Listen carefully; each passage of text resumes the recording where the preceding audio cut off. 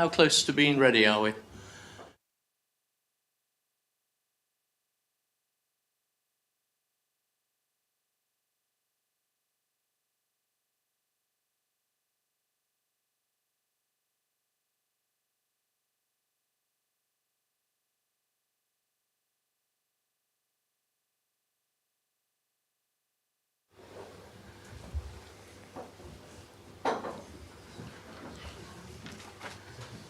Okay.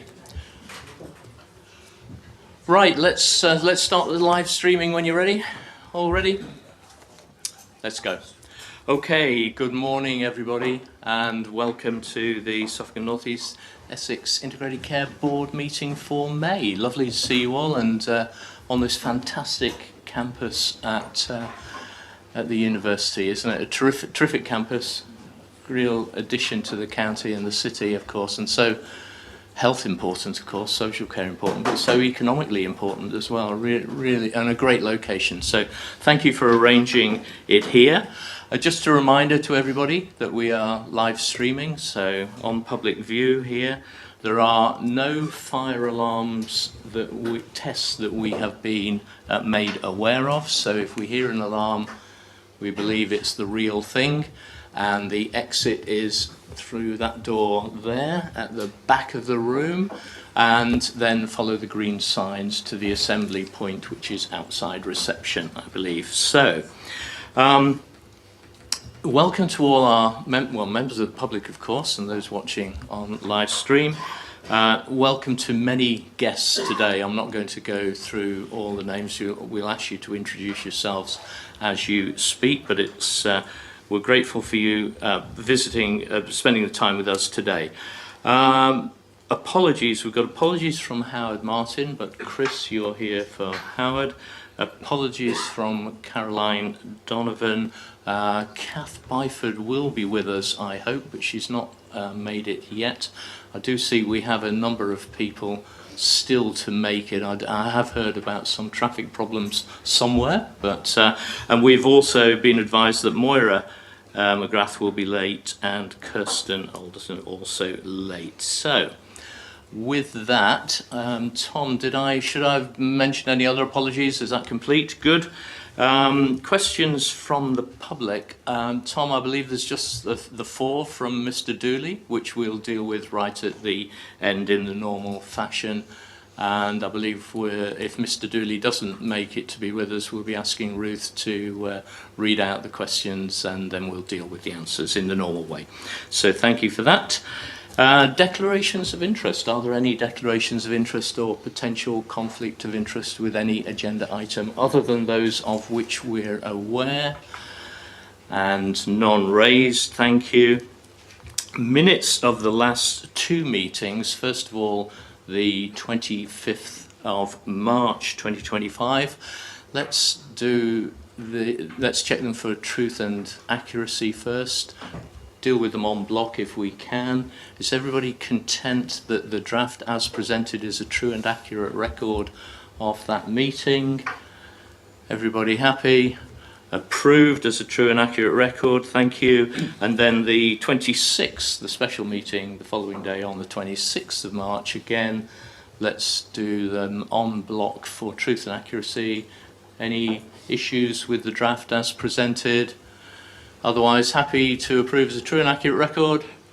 Approved. Thank you very much, everybody. Matters arising to review outstanding actions and note and endorse and so on. Most of them, as far as I could tell, are either on the agenda or complete or are not yet due, but there's a couple that perhaps we could have a little update on at this time. Peter and Maddie, there's 2 items there on dental commissioning plan progress update. Do you want to give us a quick update on that, and perhaps how that future work might relate into the dental committee maybe going forward? Over to you. Yeah, thanks. So I think they're both work in progress. I think with regards to working with primary care networks, we agreed we'd look with the pilot primary care networks, particularly in North East Essex, at joint working. We're pleased to say we have had some good progress on piloting a summary care record across general practice and dentistry for 5 practices, and with optometry and pharmacists working with the national team. So that's a key enabler. I think now that we've also confirmed through our press today that we've launched the new urgent dental care service, which gives us further opportunities to make sure that all of our practices are connected up with that offer for patients, which is part of our communication programme for making those connections. Okay. And is it possible, Peter, Maddie, that we can record those now as complete from the board's point of view? And that's right, yes. And we have at the monthly dental committee, we're tracking progress on this and our other dental actions. So the board are resolved to pass this on for future work to the dental committee, unless there's anything that needs to come back to us. Is everybody happy with that update? Good. And then the res and des updates. Amanda, would it? It's there. A report is expected to come to the board in May, but are we covered on the agenda for We are those? indeed, Chair. It's on the agenda shortly. Item 16? Okay, thank you. And then similarly, Lisa, the intensive and assertive outreach, again, covered on BAF 19 and item 10? Yes, that's on the agenda. Thank you. Yeah, happy with that. Good. Okay, I didn't spot any other updates myself. Does anybody want to ask any further questions about the matters arising as recorded? And are you content that the matters arising as recorded capture all those matters arising that they should have done from the last 2 meetings, 25th and 26th of March? All content? Good, all done. Noted, approved and endorsed. Thank you very much. Ed, can I come to you for the CEO's update, please? Thank you, Chair. Morning, everyone. Start with some very good news. As people are aware, we've been rated the highest performing ICB in the country, which I'm very proud of, and just wanted to pay tribute to all of you as board members, but all of the staff across health and social care in SNE that have contributed to that. It's absolutely a team effort. Nick and I were just reflecting earlier that having consistency of leadership and a clear plan and objective over a long period of time has really paid dividends. So thank you to everyone for contributing to that achievement. The important thing now is we don't get complacent and we move it forward again, and I know that's the culture that we have. On ICB transition, I think there is a paper that we will talk to shortly. As people are aware, Will and I have been made interim chair and chief executive for the Norfolk and Waveney ICB, and we're working together to bring together our cluster of the 2 ICBs as we progress towards potentially different organisational forms. We've had a very warm welcome in Norfolk and Waveney. I think the staff from both ICBs have been incredibly professional and enthusiastic even about the partnership. We've been meeting as a single team. We agreed last week to progress a joint approach to the electronic palliative care coordination service across both ICBs as an example of how we can work more at scale for the benefit of our population. And I think there's a very strong shared commitment to PHM and health inequalities. So I think there's a lot that binds us together. Also just wanted to reference that Dr. Shane Gordon, who's stalwart of our system, has been appointed as the Managing Director for the James Paget Trust, so we wish Shane well in that role. I wanted to touch upon at least 4 developments in terms of improving access in SNE. So the Newmarket Community Diagnostic Centre has now officially been opened. It's a £15 million investment into diagnostic care in that part of SNE, and is already making an impact in terms of waiting lists there. As Peter just mentioned, our urgent dental service has been launched. We announced that yesterday. It's a 1.2 million investment in a 7-day service, including evenings, and it's open to adults and children, can be accessed via 111. We're now delivering 60,000 dental appointments for this year on the back of that, so we're ramping up access to NHS dentistry. Clacton Hospital is currently being revamped as a £20 million investment going in via ESNEFT and other partners. The new urgent treatment centre will really be state-of-the-art. It'll be over 2 stories and will be really impressive, set alongside the CDC that we have in Clacton, so that's very exciting. Also in Clacton, law is progressing, introducing health checks and bringing them forward to the people in their age 30 to 39, I believe. Given life expectancy in Clacton, we feel it's important that health checks are delivered earlier in the lifespan, and so that'll be a national first to do that. And then finally, in terms of access, just wanted to recognise the improvements we're seeing in terms of urgent and emergency care. We delivered 80% 4-hour access at the end of the financial year, which was met the national standard or exceeded the national standard. West Suffolk Foundation Trust have been regularly in the top 4 trusts in the country just recently in terms of their 4-hour performance.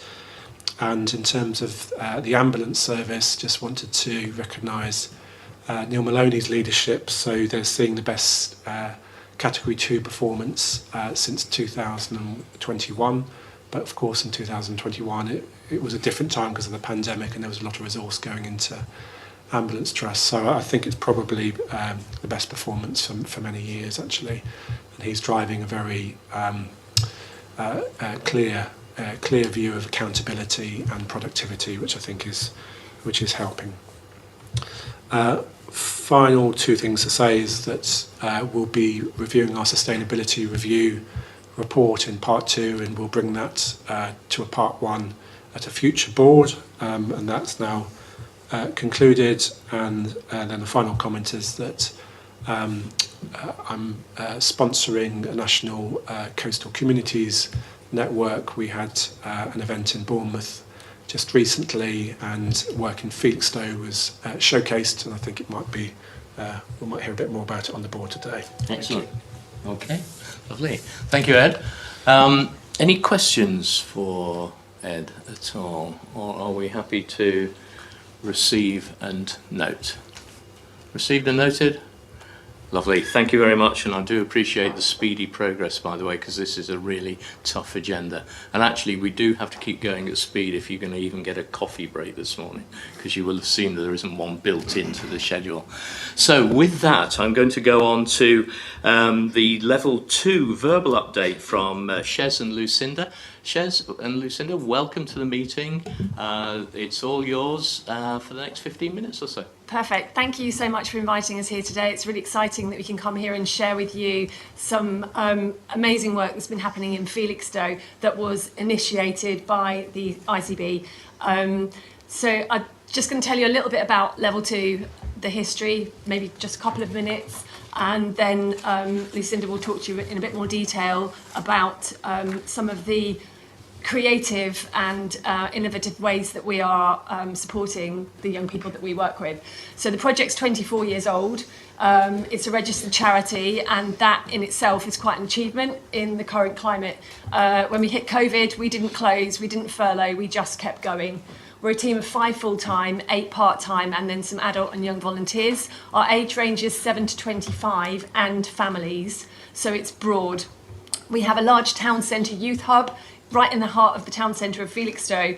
We have 2 buses. We have a minibus, a 17-seater minibus, and a youth bus, which means that we can, the youth bus is kitted out with sofas and playstations and resourced, so we can take that to locations in Felixstowe and the surrounding villages and basically rock up and very quickly set up a mobile youth centre. Our work covers mentoring, one-to-one mentoring, work in primary schools, work in the high school, sexual health services, and then lots of opportunity for young people to come and access high-quality youth services. The reason that I think we've connected more with you guys is because of a recent piece of work that we did with the Coastal Navigators. And for us, that was really interesting that Felixstowe had been chosen to be an area that was going to be used to do a deep dive. So our work is all grant funded. So we get no statutory funding, we don't get any NHS funding, and we don't get any funding from like county council or anything. It's totally grants led, and our budget at the moment just to do what we're doing is around 300,000. So when this opportunity arose, it was really exciting, because one of the lovely things about Level 2 is because we're a standalone charity, we're not affiliated to a bigger organisation, we are able to recognise a need, work out whether we're best placed to meet that need, get the funding, and then crack on and get the job done. We don't have to cut through lots of red tape. We don't have to go through lots of bureaucracy. Above Lucinda and I sit a board of trustees that are very engaged at a grassroots level and are very passionate about making a difference in the lives of children and young people in our town. So the Coastal Navigators piece of work came about because of an organisation at a CIC in close to Felixstowe called Mind, Body and Sea, and Lucinda will talk to you a little bit more about that in a minute. And it came from a ICB meeting, a Connect meeting, where I was there talking about our services and the creative diversionary opportunities that we offer young people, along with a guy that was there from Mind, Body and Sea. So Felixstowe is not only a coastal town, it's at the end of a peninsula. So it's like we get a double whammy in terms of deprivation and isolation and loneliness. Public transport is very poor. Educational attainment is historically and remains well below the England average from early years all the way through to post-16. We have one high school, and that has a very narrow sixth form. So our post-16 opportunities for children are quite a distance away from Felixstowe, which is a real barrier for young people to access any sort of vocational courses. Our young people have to go to Otley, which is an amazing facility and an amazing resource. They have to leave the house at 6:30 in the morning to get a bus to go to Ipswich, which takes almost an hour, to change buses, to get the shuttle bus out to Otley College. Now, if you're 16 years old, that's a big ask and it's a barrier. What about those young kids, those young people that have not had a positive experience in education? What about those with social anxiety, just the whole travel thing, and then changing buses, and they wonder why anyone with an IP11 postcode, by the time they get to Christmas, they've got a massive drop-off of students, and these young people are being completely failed. And this isn't an NHS problem, this is an education problem, but they're being completely failed. Our job is to kind of try and create opportunities, creative opportunities for these young people, so that they're as well-resourced as we can get them, so that they keep their self-esteem and their confidence levels up, so they keep engaged with their education. And it's getting tougher, 100% it's getting tougher. Young people's mental health, I know I'm preaching to the converted here, I think it's at an all-time high in terms of complexity of need. And if there's ever been a time where organisations like Level 2 and the NHS, in the broadest sense, need to be working together, it's now, 100%. I've been trying desperately for years to get communication with the NHS, whereby we're actually trusting each other as two professional organisations, so that we can share the responsibility of the young people's mental health. So if a young person presents at A&E with an overdose, for instance, they're either going to meet the threshold for a clinical intervention or they're not. If they do, fantastic, but then there's a wait. Why not communicate with us? We're not clinicians. We're very good at knowing what we do and what we don't do. What we could do, if there was that communication, is do some hand-holding and keep that young person in a mental capacity where, when their time comes where they can receive their intervention, that they're ready to do that. Because what we find is the wait, or what happens is that young person, when the time comes that they access the service, they think they're okay, and then they don't engage. But the next time they fall off the cliff and present at A&E, they're even more unwell. Or they don't meet the threshold for clinical intervention, well, then pass them our way at that point. So I really think there is much work that we can do together to to really support the children and young people's mental health. So, Luce, do you want to talk about some of the creative ways that we're supporting young people? Because it's really quite, I think, I'm very proud of the work that we do, and I think it is a model that is tried and tested, that could be rolled out across the country as something that is doable. Absolutely, thank you. So we offer a mentoring service, as you can see. So that's predominantly the referrals come through our one secondary school that we have. We also go into schools as well doing group work. Post-COVID, we've seen a massive increase in those that are NEET, those that have social anxiety that just can't make it into school. And some of them can't even make it to our youth services, because when we've broken down the reasons for that, they just don't know what's behind those doors. They don't know what they're going to meet. And all of these are just constant barriers that are stopping them from engaging with varying different services.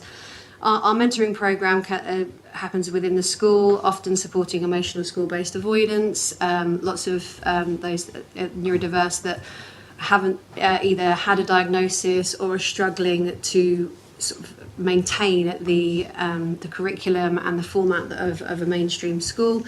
Social anxiety, as I said, is ever increasing. So having a familiar face that potentially they've also seen when we've gone into primary schools, and that continuity through their journey is absolutely essential. And echoing what Shez says in terms of collaborative working, it's really helpful for us to be able to talk to services. Unfortunately, it tends to be a very reactive response when something awful has happened, or potentially something awful could happen. And ideally, working together and accessing all the services available would be ideal. There's a testimony coming up from a young person that you'll see, who unfortunately was hospitalised over Christmas, who was really struggling with their mental health, and they weren't safe to be at home or to be at school. They have since gone on to a heavily reduced timetable, and we are nurturing them as best we can alongside alternate provision. The school only has a certain amount of money to be able to do that, and then what we have built within that is a youth volunteer, they're a student volunteer, and they're working alongside us. There are peaks and troughs to his mental health journey. Obviously, one day he may be doing very well, and we've seen a recent decline again, and we're just there to constantly support. He's been coming down to our community allotment, he's been helping out with sessions, he's doing his alternate provision, and he feels that without level 2, and he'll say it himself in a moment in the testimony, that might not have been the case. And we're working with quite, again echoing what Shez said, some really complex stuff with the young people today. Social media, I think, is tying into that very much so, and idealisation of certain behaviours as well. And we're just tackling things face on as best we can. So moving on to the testimony now from one of the young people that we work with. Hi Charlie, so you're at the music production workshop at the moment, but you use some of the other services with level 2 as well. Do you want to tell me a little bit about that? Yeah, so I use 2 different clubs here. I go to the drama club, which I find is really, really helpful. It's a very small group, and so you can be yourself and you don't have to worry about anyone talking about you in other places or other times, and it's just quite a nice group with a bunch of amazing mentors there. Great. So you do the drama, and what else? I also used to do the Yaz session, and that one's really good because quite a lot of people there are struggling, so it's quite easy to talk to people, and you can talk about how you're feeling and know that you're talking to someone who's going through the same thing or has gone through the same thing. Great, and you've had some mentoring with some of the youth workers as well. Yeah, fantastic. Now, don't mind me asking, what do you think are the main sort of worries for young people at the moment? Ooh, personally, I see it's more with like county lines that most teenagers struggle with, because it's so easy to get drawn into like I did, and then it's so hard to get out, and you get yourself into a terrible like place and mindset, and things get out of hand, and you have to do a lot to get out of it and build your reputation back up. Yeah. Thank you for sharing that with me. How do you think level 2 can help you with those things? Level 2 is really good, is because once again it's with like kids, and mentors go to all different schools around the area, where if you need help you can talk to them and it stays confidential. So it's just really easy to talk to them, they're all so kind. And then you've also obviously got the studio up here which you can come in and speak to people. Great, and so I know that you write your own lyrics. how has that helped you with some of the things that you've been discussing with me today? For me, writing lyrics is a way of telling a story. Each song, each lyric I write has a meaning. Like, it's just another form of writing or English. That's a way of getting your message across. If you can't speak it, then sing it. If you can't sing it, then rap it. And that's helped you to express some of the things that might be a bit difficult to say out loud. Yeah. Thank you so much for doing the feedback. I appreciate it. So this young man has been working alongside the child exploitation team, and he's doing fantastically well. As you can see, it's a massive thing for him to share that feedback, so I do thank him for doing that. We have our music studio that we have just established at the Level 2 Hub, which is giving young people a platform to be able to express themselves. There's access to them to learn how to produce their own music, to sing their own music, and access to instruments as well, which they might not necessarily have at school, in terms of being able to fund that within their family as well. We're just offering as many opportunities as we can for young people to engage with our services, and embedding early intervention topics throughout to be able to support their journeys as well. This is now a much more uplifting video for us all, and I know that mental health is not an easy topic, but Sher, did you want to talk a bit more about My Body and Sea? Yeah, so obviously Felixstowe is a coastal town. We're surrounded by water, the sea, the rivers, but anything to do with the water comes with an elitism. It's not a cheap sport or hobby, and for a lot of young people in Felixstowe and families in Felixstowe, it's just not accessible.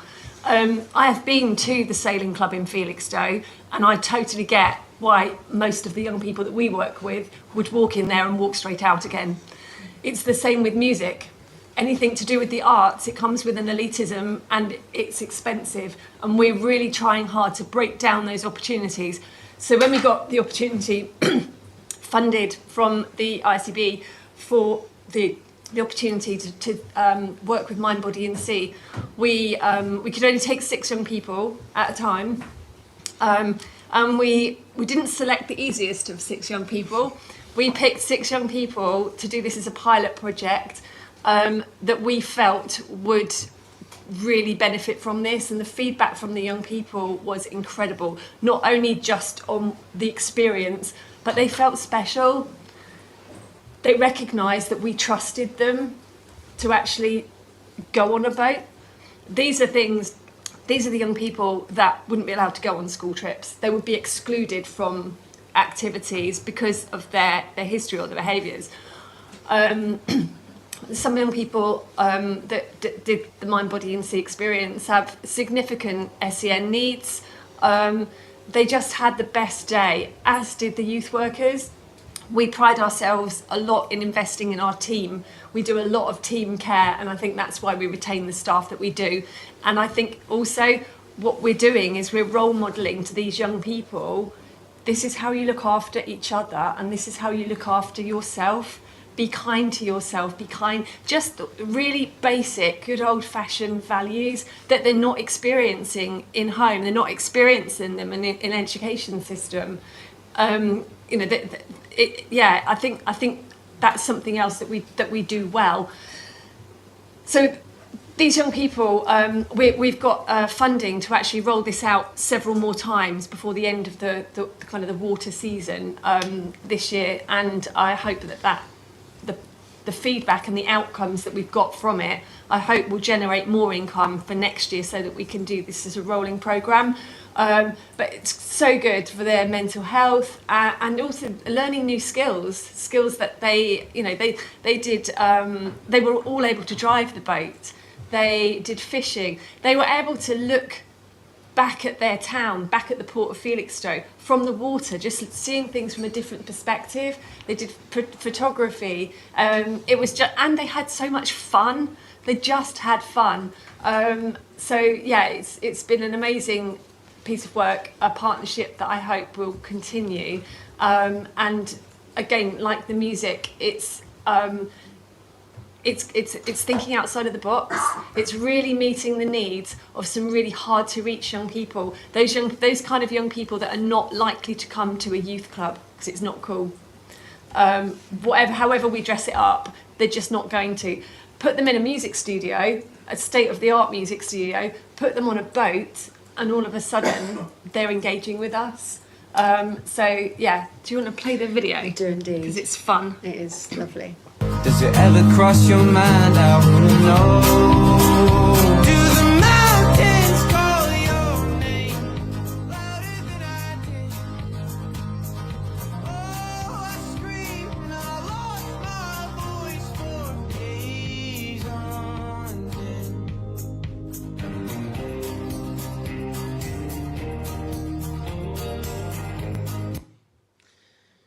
Yes, it was a really uplifting video. I think I've watched that quite a few times. I just need to cheer myself up slightly. Alongside those services, we all embed the arts into everything that we do as well. We've been taking opportunities to get out in the community, and I think community and collaboration is key to the success of every organisation, in my opinion.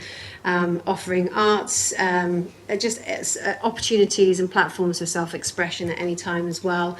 These are just some pictures of our music and media studios. That was the temp setup that we initially set up. This is a few photographs of when people have come in to do the workshops. Many of these are quite disengaged with school at the moment. We've got quite a few young people there that are neat at the moment as well. And not necessarily you would ever have put them in a room together. Certainly some of the feedback from the secondary school we had was, I can't believe you had all of those young people in the room together and it worked. And this is now the new setup. We've got 4 working terminals. We're hoping to then evolve that to embed more opportunities to invest in young people to give them essential skills. So at the moment we're doing music production. We'll then hopefully go into graphics, multimedia. So if anyone wants to come along and volunteer, please feel free to come and share your expertise, because this is a very professional setup. Well done. And then we've got our allotment, which is my baby.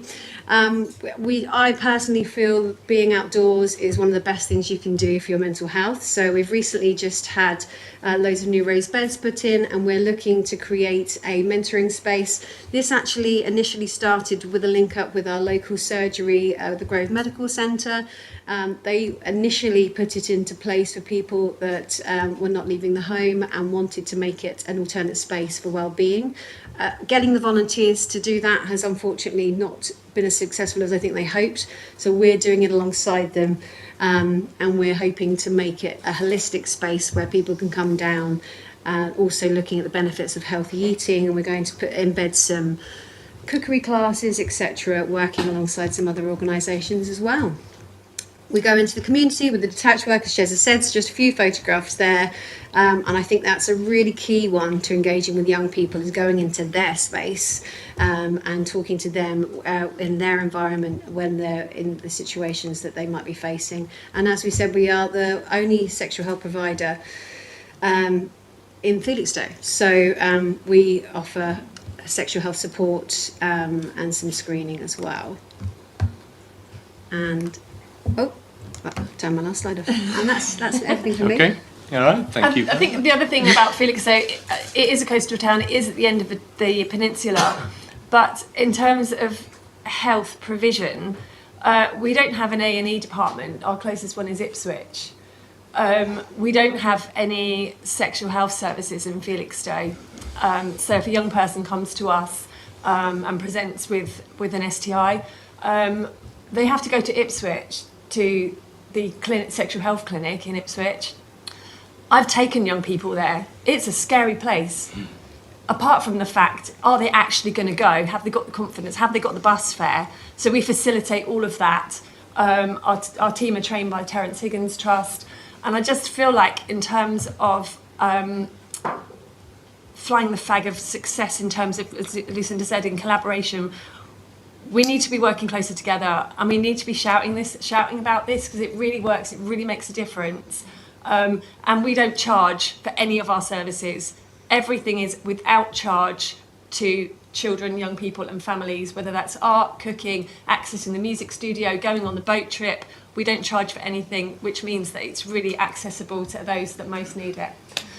That's us. Okay, thank you very, very much. Thank you. Okay, a couple of questions have come up. Frida and then Dave and Elaine. Go on, Frida. Yeah, no, thank you for that really inspiring presentation. I just, as a GP, I just wanted to know how you connect in with primary care in terms of referrals. I mean, you mentioned there is collaboration, but just specifically, how do the local GPs connect and refer onwards to children that they feel are vulnerable in need of your services? Okay, so mainly that connection is for accessing our one-to-one mentoring service. So all of the GP surgeries in Felixstowe have access to our referrals. The Grove Medical Centre is by far the best at communicating with us. They have our information up on their screens in the waiting room. I've physically seen our paper copies of our referral forms or cards in the GP surgery, and we get most referrals from them, although the others do have it. From time to time, I try and get myself invited to, I call it their Friday morning meeting, which has all the nurses and the doctors together to kind of really promote what we're doing. But I kind of feel like, I don't know what else we could do, but I feel like they're missing a trick because they could be much more engaged with us. So I think one of the other things, it's a bit of a double-edged sword because Felixstowe, in some respects, is a small town. Our team, we live in Felixstowe. So for myself, my adult children and adult grandchildren, Lucinda's children, the team, we live in the town, we use the shops, we use the GP surgeries, we know the postcodes where there is the highest deprivation because we live there, and that's a real strength, I think. But yeah, we're always striving to communicate more with the GP surgeries. I would say out of our referrals, because I manage the referral load, we have very few that come through from GPs. Yeah. I'd probably say 1 or 2 a year at the moment. Main referrals are schools. Yeah. Okay, let me bring in Dave Frieda, maybe related, Dave. It is indeed. First of all, I just want to say thank you so much. As a GP locally, I understand the rising demand in support needed for our mental health for our young people. So thank you very much, and also for treating, not medicalising their issues. So it's really helpful. Building on Frieda's really about engagement with general practice, how is the engagement with our acute trusts that provide a mental health support and the emotional wellbeing hub? Are they linked into with all the work that you're doing? Limited, really limited. Yeah, like I said, the project's 24 years old, and there are still people in Felixstowe that either don't know we exist or think we're a youth club. We're a fully comprehensive youth service, and there are still people that don't know what we do. And well, I don't know why that is. Lucinda's been in post with us 18 months now, and you find it baffling, don't you? I do. The emotional wellbeing hub, again, it sometimes feels, and this is not a negative in any sense, that sometimes it's more of a reactive thing that someone might say, oh, have we spoken to? Or so it would be ideal to have that journey mapped out more constructively so we could all benefit from that.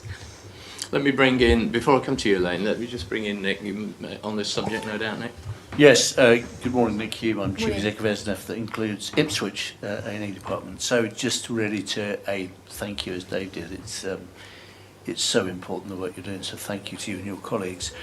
Not for now, but to get you to come along and talk to the A&E staff just about I'd love to. That direct referral in, because as you're absolutely right, is those people, it's getting further upstream, isn't it? So whether or not those people, to have that referral, as Dave said, not to medicalise it, but to offer that support. So we'll make that link and we'll That be in would be touch. fantastic. Thank and you. the other thing that I think we're really missing a trick on, so a young person meets the threshold, sadly, to access a clinical intervention. Brilliant. They have that. Why not then communicate with us so that we can do a piece of work with that young person afterwards to really support them in embedding any practical techniques they've been given, Sure. you know, to really support them in that exit journey, because the clinical intervention, as amazing as it has a very clear beginning and a very clear end, and then that's removed from that young person. If they're a Felixstowe young person or one of the immediate rural villages, we're there for forever. Do you know what I mean? It's so to really, you know, support that young person, especially if we've been able to do a little bit of hand-holding in that waiting time, you know, kind of demystifying what is this clinical intervention. I think you've got everybody on side, don't worry. Am I going to go into a room and meet a man in a white coat? Let's take that as an out-of-meeting action. Yeah, perfect. That would be amazing. Fantastic. We would be thrilled. And I realise I'm holding Elaine, but I've got two hands that may be on this very subject, Elaine. Do you mind if I continue to hold you? Maddie and Richard, whichever's first.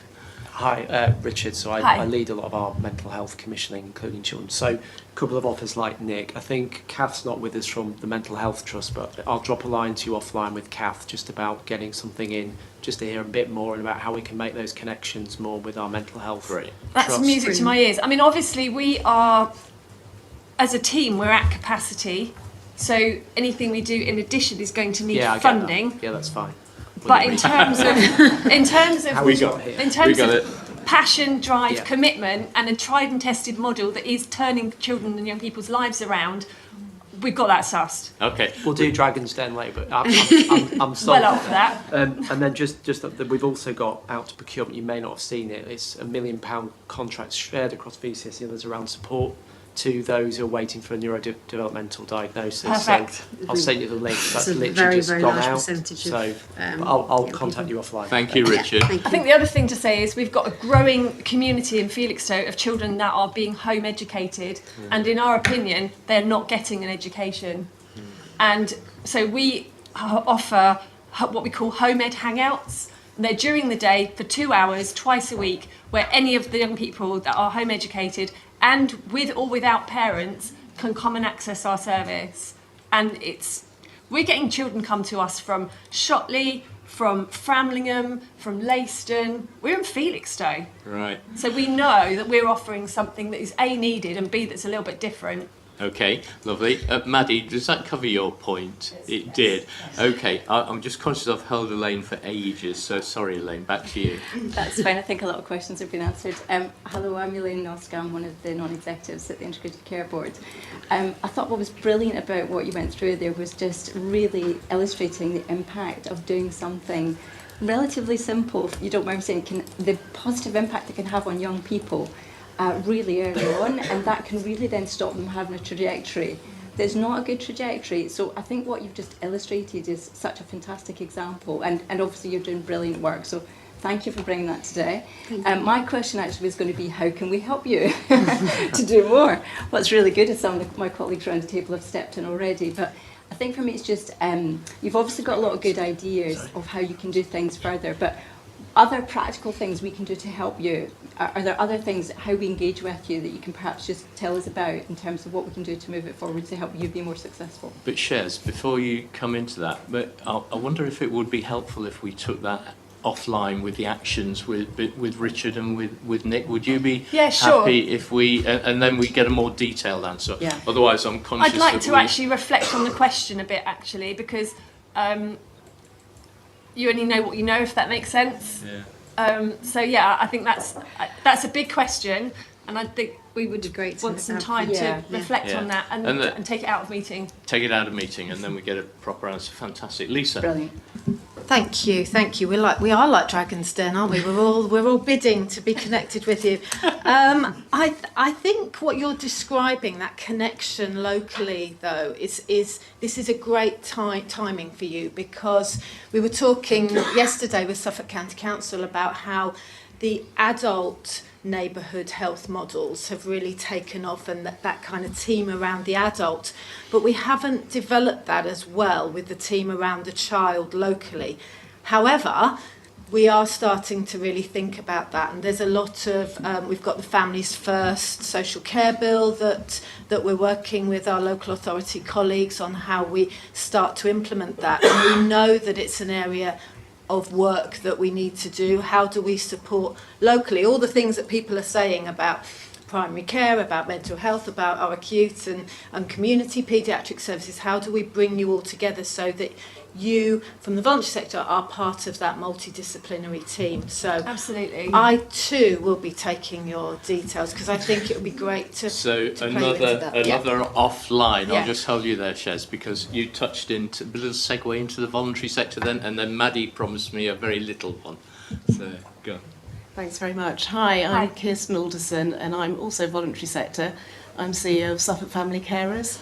Okay. But I sit on this board as in my role of chair of the voluntary sector assembly locally, and I don't know if you're a member. No, we're not.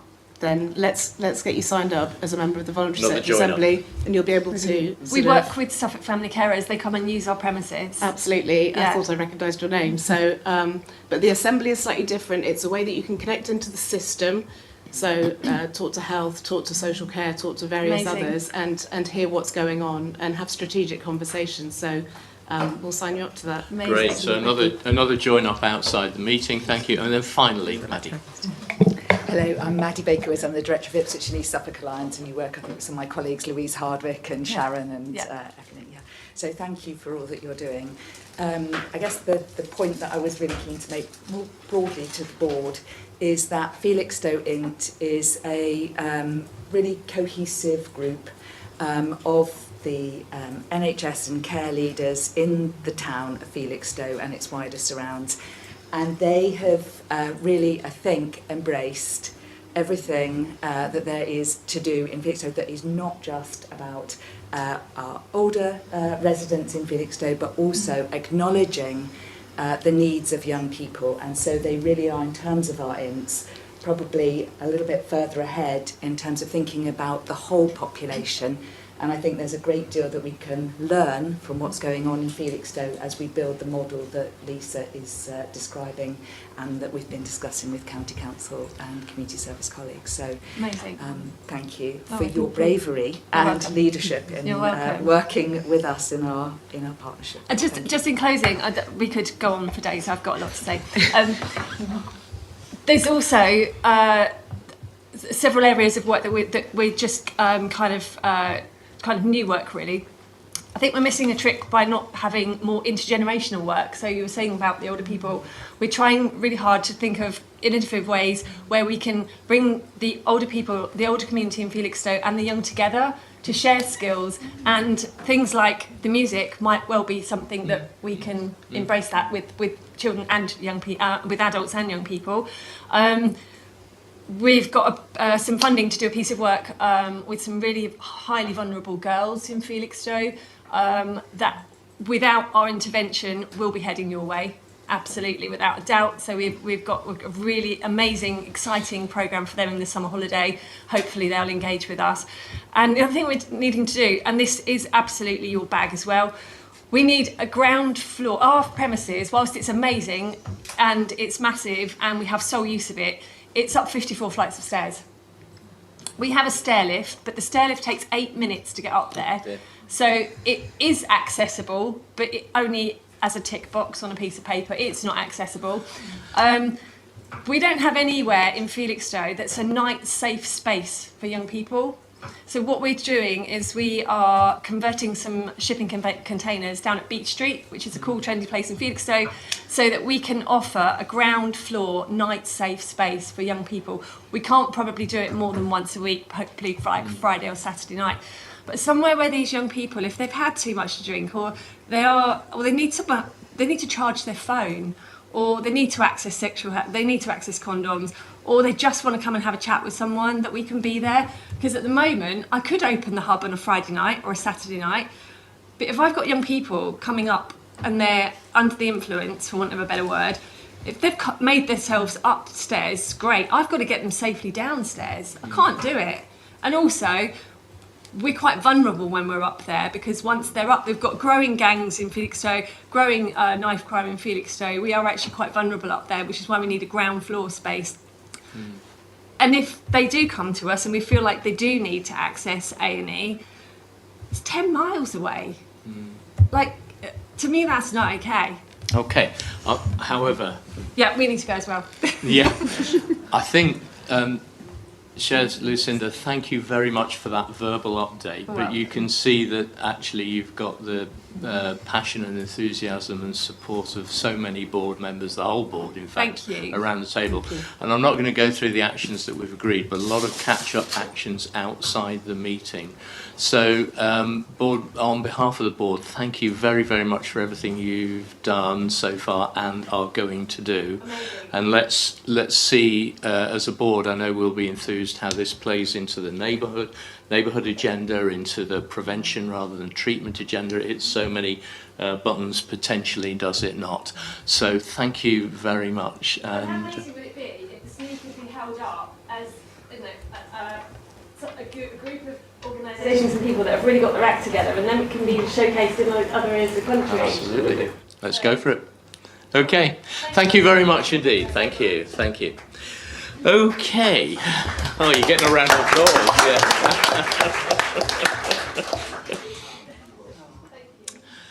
Okay, thank you very much. In which case, on to the next item, the Heart of Greenstead project. Now, as it happens, we're already running late.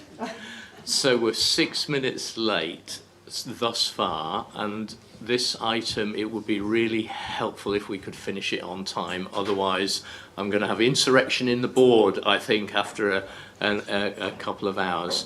Laura, I'm going over to you to do all the intros and all the running, and let's see if we can finish this on time. Okay, thank you. Thank you, Chair. I'm delighted that the board is going to receive a presentation on a project that's very close to many of our hearts in Colchester City, which is the Heart of Grinstead project. I've been really honoured to be part of this project since I started in this exec director role, and some of my fellow board members who are part of the Heart of Grinstead project have taken time today to come and speak to you about the work we're doing. This project is absolutely centred in health creation, which is what we talk about in North East Essex. So that's addressing the wider determinants of health, prevention and early intervention, really addressing the core of health inequalities and what we're here as a board to do. So I'm going to hand over to my colleagues who've done a presentation, and we'll take some of your questions today. Thank you. Good morning, Board. So I'm Rory Doyle, I'm the Strategic Director for Partnerships in the North East Essex Alliance. I'll ask my colleagues to introduce themselves. Julie Young, I'm Ward Councillor for Greenstead. Elizabeth Alakiakiyemi, Ward Councillor for Greenstead. Reverend Sue Howlett, I'm the Vicar of Greenstead. So I'm mindful of time, Will. So Board will have received an information pack with many slides. It's not my intention to go through all of those, and I want to leave time for questions. What I might do is just set a bit of context to the project, and then I'm actually going to give some time to my board colleagues just to tell the story of Greenstead a little bit in terms of their understanding, and they are the experts of Greenstead, being both residents and ward councillors for some time. But in terms of setting some context, so everywhere we go at the moment, we hear about neighbourhood approaches, place-based approaches, and Laura's already said the work of Heart of Greenstead is absolutely around the wider determinants of health. On the face of it, it's a £40 million regeneration project. It's capital funded. We're building some stuff. But if we only build stuff, we will have failed. So this project is about absolutely raising the aspirations of our community, giving them something to be proud of in terms of assets and buildings and improving the built environment. But it's about the work we're doing alongside that, to work alongside our communities, understand them better and involve them in the approach. So it's all about community capacity building, giving communities the agency to be involved in this project. Because we're sat in this wonderful building, I had to make the point that we have a civic university agreement with the university through the Health and Wellbeing Alliance. Various other anchor institutions are signed up to that agreement.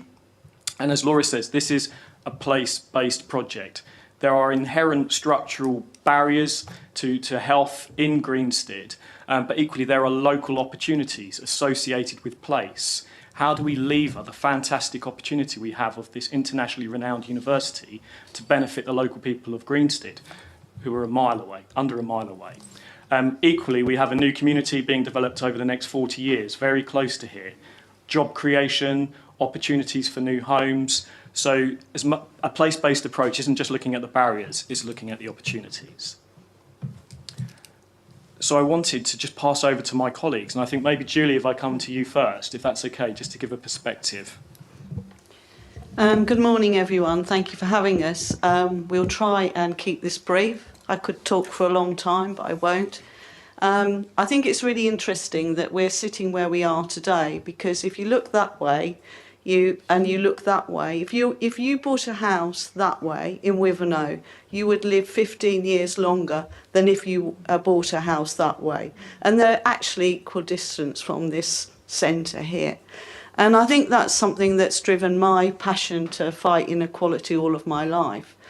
So I've been a councillor in Greenstead now for 26 years. I was a county councillor for Wivenhoe St Andrews, and it covers Greenstead and Wivenhoe. And I've been a non-exec director, and my focus then was inequality and children's health services. So those are the things that have driven my life, and all of the time I've tried to support the Greenstead community to actually improve their life chances. And it's been a hard, long battle, and I feel that sometimes I've been losing that battle. But one of the things I really am passionate about is looking at health in a different way. So I've been always very impressed with Bromley by Bow Centre, and their ethos is really about improving health and well-being. It's not about giving out prescriptions, although that's important too. And so I was really interested in the presentation we've just had, because some of the things that I heard in that presentation is some of the things we try to replicate in Greenstead in terms of diversion opportunities for young people in that community. It's a lifetime work for me. We haven't solved it yet. I think if you turn back to the Breaking Barriers conference that happened, I think it was 2019 in Tendering, and when Professor Marmot came and talked to that community about the barriers they face, it's the same barriers that people face in Greenstead. Mental health is absolutely key, and as Rory has said, we will have shiny new buildings, but services are important to go into those buildings. We're doing so much in terms of connection with Sport England, and to create a livable neighbourhood where things are different going forward.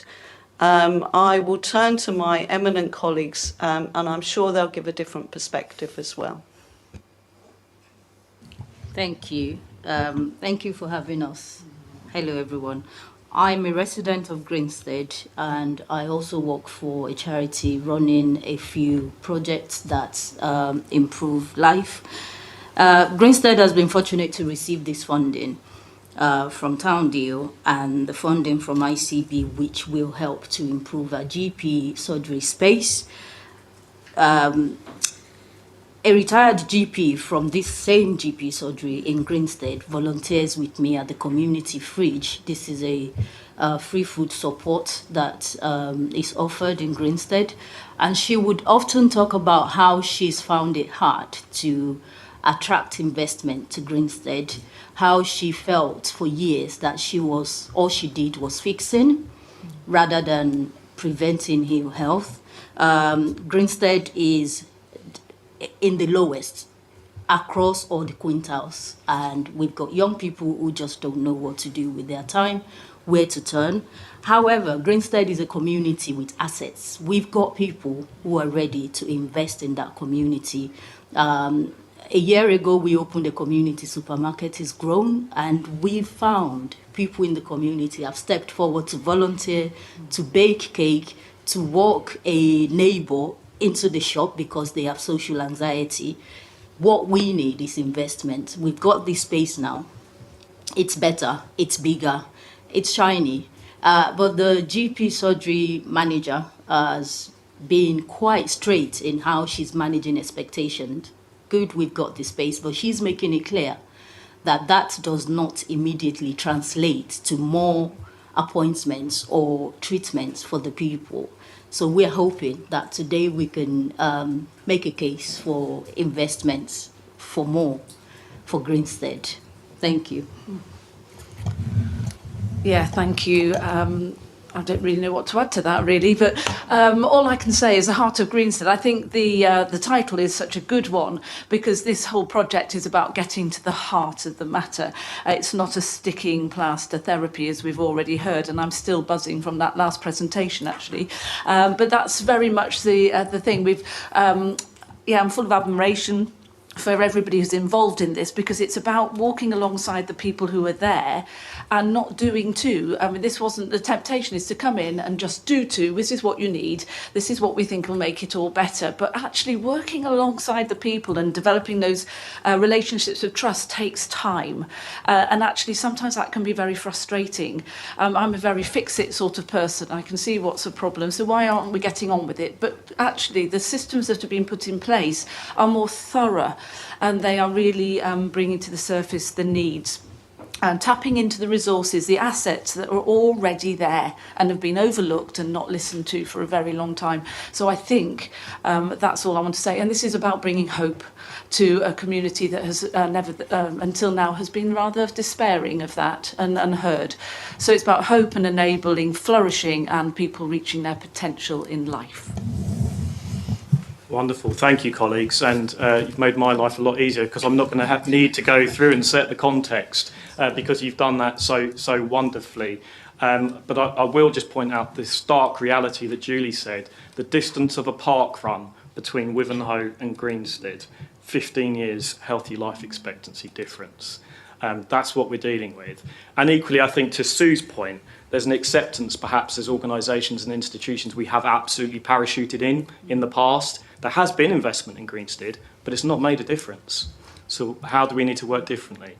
The Heart of Greenstead programme is a broader programme than just investing in assets. We'll talk a little bit about that. I'm going to show you a video at the end that talks about Essex pedal power, which I think describes it. So I won't go into this in huge amounts of detail, but happy to take questions.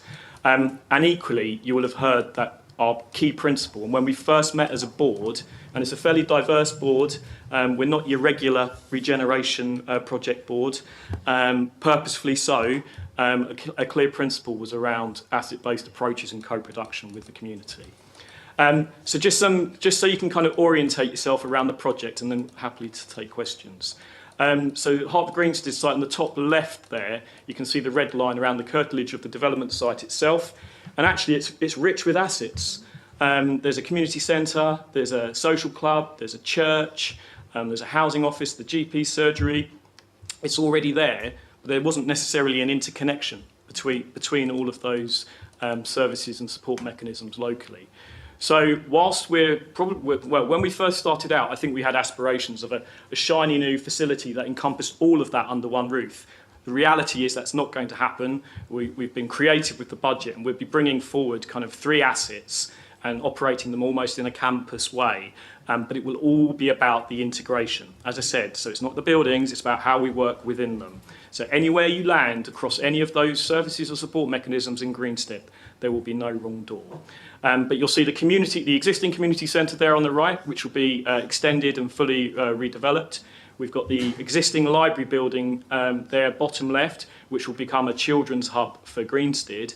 And St Edmund's House, that rather funky 80s looking building, is currently where the GP practice is located, will be extended into a void area, and equally above that will be an integrated neighbourhood hub for services and support mechanisms. So here's an illustration. So the kind of Market Square area there's currently an old housing office which will be dismantled, and we've got the extended community centre there. So the new library provision will be in that extended area facing onto the outdoor space. We've got the children's hub there in the existing library building, and St Edmund's House, which is the building to the right of the library there, is where the GP practice is. Now the areas in the centre are all subject to phase 2 of Heart of Greenstead. The project, we had to do quite a complex piece of land acquisition to obtain ownership. So the City Council now has ownership of those buildings, and it will be subject to future work in terms of bringing forward the improvements to wider public realm, commercial space and housing. But this is what we're doing. This is what the services and support mechanisms that are being brought together across, I was going to say under one roof, but under a series of roofs. And equally important is the bridge and the connection between the informal networks, the community and voluntary sector, and the community groups locally. So this isn't just about service provision. Connections from Greenstead to other places is really key, and as part of the wider Town Deal programme, we're looking at kind of the social mobility of local people in Colchester. Very happy to talk more about that, but I am mindful of time, and I did want to play this video, but I'm not sure. Let's see. I know that my colleagues previously did a great job of having a video embedded, and it never works for me. I don't think it's going to. But I think if I've circulated the slides, so the link should work. But Pedal Power is the provision of free bikes. Now, on the face of it, you think, well, that's a physical activity intervention. It's not. The bikes are just a currency. What they've done is they've brought the community together, and my colleagues will add testament to that. There are people riding orange bikes in Greenstead you would never expect to have ridden orange bikes. They're bringing families together. They're giving access to employment. There's a gentleman on this video who's used it to have a rehab from his stroke. We're also employing local people as bike mechanics and as part of the project. So skills development and connection is really important too. But Chair, I'll leave it there because I'm happy to take questions and colleagues will be too. Rory and colleagues, thank you very, very much indeed. Very inspiring. Did you want to add anything, Laura, before I go for questions? No, I think that this project is absolutely at the heart of what we should be doing as an ICB and as a health system. It's about creating health, addressing the wider determinants and giving people the opportunities that they really need. I absolutely agree with colleagues. This is an absolutely centred with our community project. I would just like to add that Nikki Young, who is the practice manager, would have been here today. The GP provision is going to be significantly extended and is a key part of that health and wellbeing and community complex, and actually is coming on board quite quickly. That building work will soon start, so people living within the community will start to benefit from that extension, hopefully in not too long. Thank you. Great, thank you for that update. Okay, let me go to Ed first and then Frida. Thanks all of you for your leadership. This is an exemplar site. So I think part of your question was how you leverage resource, whether it's from the ICB or elsewhere. I mean, it would seem to me perfect timing with the government's 10-year plan about to arrive, which will be about neighbourhoods. So I'm sure you're doing this, but maybe there's a conversation that I could have with you and Pam Cox about a conversation with government. So I think we could position ourselves really well. The second thing on the membership, I don't see membership from ESNEFT as kind of, the biggest NHS partner in this catchment. So I don't know whether that's an oversight or what, but I would have thought a conversation with Nick and colleagues around what can ESNEFT bring to the table in this particular piece of work. Do you want to come in, Nick, on that? It's a long time since I've been described as an oversight. Thank you, Ed. Yeah, I'll pick that up with Laura. Yeah, I think we absolutely can offer. I mean, it's particularly as we run community services, but I will pick that up. Thank you. Thank you, Chair. Okay, thanks. so we'll Tom, for the purpose of the minutes, another out of meeting action, which sounds really positive. So thank you very much for that, Ed. Frida. Yeah, thank you. Greens is really close to my heart, actually, because when I first arrived as a GP in 1999, a long time ago, it was one of the first practices I worked in as a locum with Toby Chick around that time, long time ago.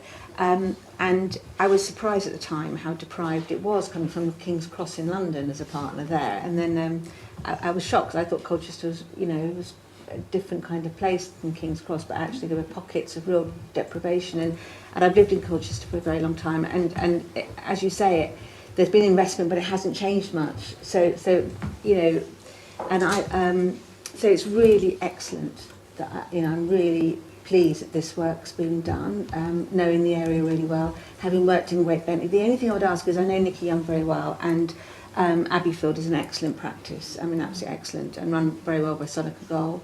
But there are other practices that may be able to feed in support. One of my old practice borders on your area, Great Bentley. So I just wonder if you should reach out a little bit further afield in terms of the primary care support for Abbeyfield as well, because The capacity is always an issue in primary care, and you know, you can have as much estate as you want, but if you don't have the right capacity, and I just wonder if you could perhaps reach out to neighbouring practices just bordering tendering who do actually deliver primary care to Elmstead Market, which is very close to Greenstead. In fact, we competed with Applefield to take over Elmstead Market a long time ago. So I just think that'd be quite useful just to reach out and see what support they can give you, and also give them the knowledge that this is happening as well, because you're just on their doorstep, and I think they would be able to be involved and help in terms of capacity, perhaps in some collaborative working. Okay, do you want to comment on that, Rory? Just to thank you, Frida. We've already had some conversations with the other primary care networks who, as you say, are connected closely to Greenstead, and there is space, and we've got investment. So absolutely, let's look at the possibility in terms of collaboration. Can we leave that with you as an action to take forward? That's great. Thank you very much, Elaine. Yeah, really exciting initiative. And as Laura was saying, this is one of those ones that goes back to the sort of wider health determinants, how to make improvements. I wanted to try and understand a little bit more what the success measures will be for the population, because obviously you talk about a 15-year lifespan difference, but in terms of short term, medium term, what will be the sort of things you're looking for, and then what other things are getting in the way of you achieving that? So it's a really good question. I don't think there's any one single thing that will kind of tell us we're successful. I don't think there's a silver bullet necessarily. In terms of the specific grant conditions for government, there are particular outputs that we need to demonstrate, but they are generally outputs rather than outcomes. Ultimately, our goal is to improve the inequalities and healthy life expectancy, but we've looked across in terms of understanding a baseline, and there's a baseline of data, I think, in the information pack, which will all give us indicators over time in the short term to see if we're on the right track. One of the other things that we're looking at, we're working with an organisation called Intelligent Health, who some of you will be familiar with in terms of they administer the Beat the Street, who've developed a community resilience index, and they undertake, and we're going to be doing some further work with Intelligent Health in this area of Colchester to understand baseline health details in terms of survey with residents, and also an assessment of their resilience, their kind of the way they're connected to their community at the moment, their feeling of agency within their place, how they feel about it, and we'll monitor that over time as well. So it will give us a much richer piece of data in terms of community improvement and health and well-being. But Julie, you may have a view on what success looks like too. Yeah, I think Sue and I find we spend too much time at funerals, don't we, Sue? We seem to meet at those more often than anything else. So obviously, to shorten that lifespan deficit that exists in Greenstead, I guess, would be my ultimate aim. But I guess, you know, the thing that has always come up time and time again in my 26 years, and it was the case when Dr. Tony Chick was there, and Dr. Grimm has been mentioned earlier, mental health services for Greenstead are key, because all of that is connected with, you know, drug abuse and alcohol abuse, and we know that does in terms of, you know, life expectancy and suicide. And we go to hear far too much about, you know, deaths in flats in Greenstead where as a result of overdoses and stuff. So I'd make a plea for mental health service, drug and alcohol services for Greenstead as well. I don't know if my colleagues would like to say something too. Just very, very quickly, not everything can be measured, can it, regardless of success, but I would like to say already people are noticing one another, and agencies are noticing there are other agencies and there are other buildings we could use. So already I feel people are communicating better with one another. We're seeing the impact of the livable neighbourhood. We're seeing the impact of pedal power, and people are talking to one another, and we're starting to undo a narrative of despondency. So I would say slowly there has been a change. It's very difficult to measure, but we're starting to hear a little bit of a change of opinion towards this, which is a change. That scary word, change. This is massive, but I think it's already having an impact. Yeah, no, it's interesting. It's a really good question as well, Elaine, because of course there's we want immediate impact, don't we? To the extent we can get it, but also there's some generational changes as well. Let me come to Moira next. But Moira, could you also perhaps update us on Has the Essex Health and Wellbeing Board had an update on this recently? And perhaps any thoughts around that, if you've got any?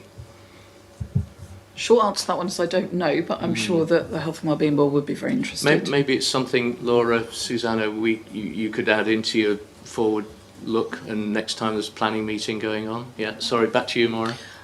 Just, I suppose, an offer to say there are opportunities to connect some of our care providers into the work. We're particularly looking at how we can engage our care providers much more part of health and social care family, is the language that I like to use. And we're also looking at how we can look at home care being more localised. We're just in the process of recommissioning our home care contracts across Essex with a focus on kind of more local provision, particularly because they tend to see people on a day-to-day basis much more frequently than many other services. And there's some really good examples across Essex, and I think in Tendring as well, of that intergenerational work that was mentioned in the presentation earlier. So I think they're often quite important local employers and tend to employ local people. So I think there may be opportunities to link around that. Happy to link outside on that. Okay, I saw nods all down the line to that, Moira, so thank you very much. Leave you to pick that up. And finally, Susanna. Thank you very much. And I was just saying, you just described beautifully the predicament with measuring outcomes, which is that the truth is that you tend to feel them before you can measure them. So you described kind of building the way that people are feeling differently, and the best way, of course, to capture that is through people's lived experience and those stories as well, which I think are a really powerful way to communicate the importance, as Laura put it, of neighbourhood working and how that just essentially just feels very, very different. So I think, if we can kind of help to kind of talk about this and talk about how things can feel different and, how things can make a difference in terms of people's lives, then hopefully the measurable changes will follow in due course. Okay, thank you. Actually, we've got one question. Do you need a mic? No, I'll shout. Are you going to shout? Go and shout for us. Yeah, just intro. I'm Sam Glover, Chief Exec at Healthwatch Essex, and we've been involved with the project in quite a light touch way. But I think there's so much opportunity for us to capture and really promote those short vignettes, those real snapshots of those key individuals in the community who are making a difference, and actually help the wider system to see that's as important as your data metrics. That's as key as the changes on the graphs, and really promote that back with a lot of the funders and the wider funders within the room. Thanks for that, Sam. And Rory, quick response to that, and then we'll close. So absolutely, I agree with all of that. I think the video would have captured beautifully some of our local stories, so it's absolutely key. And Sam, as you say, we're working with yourselves and the Active Wellbeing Society as our engagement partner in this. And as board members, you hold, as a project sponsor, you hold our feet to the flames in terms of ensuring community engagement, involvement, and the stories of local people are prominent within our project updates. So it's absolutely something that's on our agenda as a standard item, ahead of all of the metrics that we've talked about as well. So it's absolutely the case. Thank you. Okay, thank you very much. Thank you for that, and thank you for the update. And you can see we've picked up a lot of actions post-board. You've got a huge amount of support and enthusiasm around the board table for the work you're doing. Keep going, and we look forward to the impact. Thank you all. Thanks very much. Okay. So, colleagues, and thank you also for keeping us almost dead back on time, not too far off. So, well done. With that, I'm going to go to item 9, which is the ICB organisational change update. And Ed, you're going to lead this one. I'm probably not going to do a lot of leadership, so I'll hand over to Amanda, who's our transition director. Oh, right. Okay, that was nice and quick. Thank you very much, Chair, and thank you, Ed. So this is really to note at the moment, but this is going to be something that we probably bring back at every board meeting because the agenda is fast-pacing. A lot of work has been done already, a lot more work needed to be done in a very short space of time. But really, this paper articulates really what has happened over 8 weeks actually, when we received the announcement from NHS England that basically ICBs needed to reduce their running costs by 50%, and for SNE that equates to just under £17 million, and we need to be reducing our running costs by the end of Q3, which is in fact December of this year. So a lot of work to be done in a very short space of time. But here we have really the background, which I have articulated, 50% running cost, which means that we as an ICB have got to live within our means and work to a budget of £18.76 for each member of the population we serve. And as I said, that is just under £17 million of saving that we need to pull out imminently. So to support that, there have been regional design principles that have been set, which I won't read out loud, which are in the beginning of the paper. And the early thinking to address those design principles was having across the east of England 3 potential models, which I'll come back to in a moment. But as we can see, Model A was a configuration of Norfolk, Suffolk, Cambridgeshire and Peterborough, Greater Essex and Hertfordshire, Bedfordshire, Luton and Milton Keynes. So that was Model A. Model B was Norfolk and Suffolk, BLMK and Cambridgeshire and Peterborough, and Greater Essex and Hertfordshire. And Model C was Norfolk and Suffolk, BLMK, Cambridgeshire and Peterborough and Hertfordshire and Greater Essex. So they are conceptual models which are still yet to be definitely confirmed, but we within SNE are currently working within our imminent cluster working with Norfolk, and we expect there to be formal notification of our cluster in the coming weeks, probably end of May, beginning of June at the latest. So to support that, we are entering into a cluster in the first instance along with Norfolk. And the cluster, as we can see here, basically means the 2 ICBs will continue to work as statutory organisations. But in theory and more, we will have 1 team, 1 chief executive, 1 chair, and 1 leadership team working across the cluster.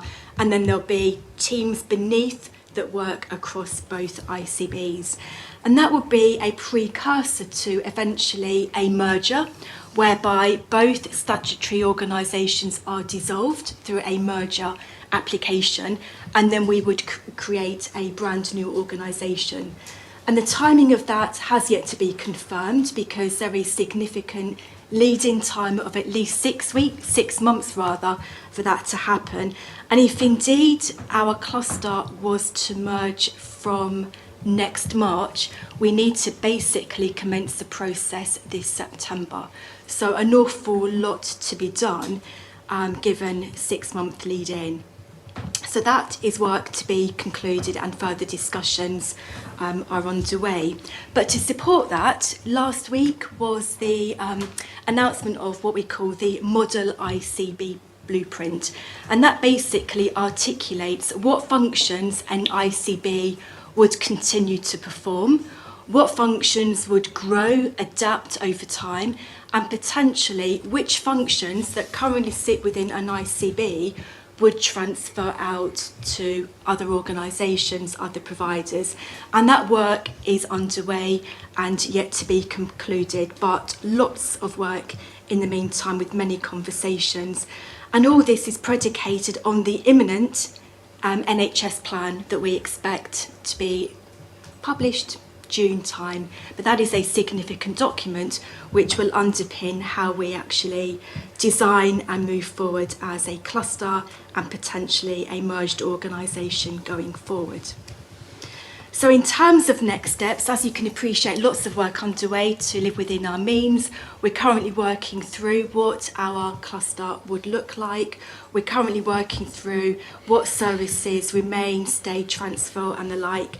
And we need to be submitting our return along with some narrative by the end of March or even May. So imminent. And all of that is being concluded at the moment, and the first cut of that will be discussed at our newly created transition committee, which has many members around this room, as well as Norfolk colleagues. So we're meeting Friday afternoon, and really that is quite an important committee, because whilst not a statutory board committee, it is really working alongside our board and remuneration and HR committee to look at the wider governance and the workforce processes that we need to conclude by the end of, ideally, December of this year. So lots of work in train and underway imminently. So the recommendation from this paper is really to note at the moment, and we'll come back to this probably when we talk about the board assurance risks a bit later on, but I think this is going to be rapidly moving. There's lots of questions and answers that we are rapidly working towards a conclusion. And yeah, I'll leave it there, Chair, but very happy to take any questions. Amanda, thank you very much. Did you want to add anything, Ed, before I go for questions? No? Okay. Nick? One very parochial question, I'm afraid, on behalf of the organisation representing, one a more general question as a board member. So I think, obviously, as we move towards what you describe in terms of merger, there is a risk to the commissioning of acute and community services for ESNEF, because so one thing I mentioned before is the request really that a host commissioning, because having half the services from an organisation commissioned by one ICB and the other half with different priorities and different expectations would be tricky. Not impossible, but tricky. So just, I've raised that before, just want to put that on record. The other is a question really, Amanda, is about, this is incredibly disruptive for your colleagues, for yourselves, for the people around the table. Can we be assured that the right level of wellbeing support is being offered to staff at the moment? Thank you. May I come back on that? Thank you very much. Please do, Amanda, yeah. Really good points both, and I will obviously take forward the hosting that we have discussed previously. But in terms of your last point, I can confirm, and this will only grow as we increase, but we are looking after our current staff very well, and I know the same for Norfolk ICB. These are unprecedented times. We have never experienced the degree of change that we are currently experiencing, and it's important and more that we look out for each other, we be kind, we respect, but we also make sure that those staff that we look after are very well cared for as well. So the programme of support we have articulated, we have published, and that will just grow as we move forward. Thank you for that, Amanda. Thanks for raising that point, Nick. Much appreciated. And the sentiment, obviously, I know is expressed by all board members to all those impacted in so many ways. So let's just note that in appropriate terms, Tom, if we could. Ed? Just on that important point, because I mean, significant redundancy risk, not just here but across the region, across the country. One of the things I started to explore is I've had a conversation with the principal of the Eastern Academy, which provides further education colleges, sixth forms across North Essex, Suffolk, Norfolk, Cambridgeshire, and he's keen to work with us on providing opportunities for people to retrain. If there isn't an opportunity in the health service, there's lots of industries that are looking to employ people. So I just think we need to think laterally, because unfortunately the health service is in a period of retrenchment now. We've got changes in local government as well, where people will be ring-fenced. So we just got to think more broadly about the job market as a kind of regional economy. So I know, Amanda, we've started thinking about that, but with Kate's support and others, maybe we could really progress that, Nick.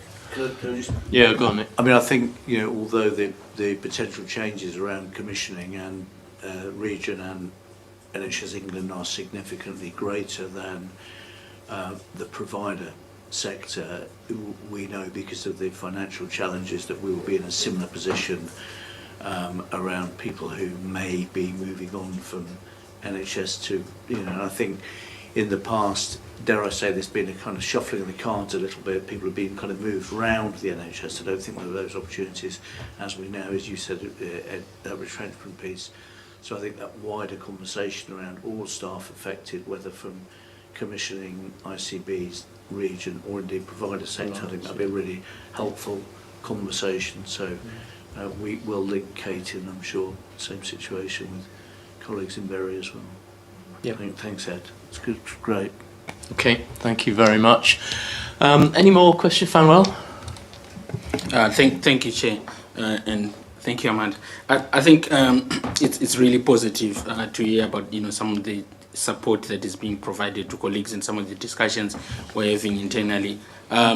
There's also the sort of wider stakeholders in terms of our people and communities, and also some of our wider partners. And it would be good at some point when we are clear about sort of where we are going to make sure that we also extend the communication about how some of these changes are going to impact people, because people will be hearing this and they don't know how it's going to impact on them. So just thinking about the wider partners. No, it's a good point in comms generally, and I realise at the moment it's so difficult because of the number of unknowns and the speed at which the process is going.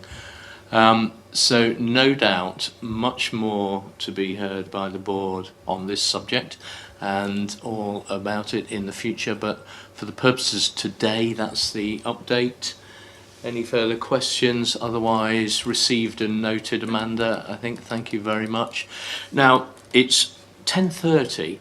Tom assured me that if I got to this point on time, that I was bound to be able to find 10 minutes in the second half of the meeting, so that we could have a short break now.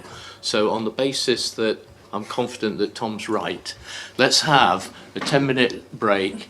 And we'll reconvene at 10:40. Okay? Thank you very much, all.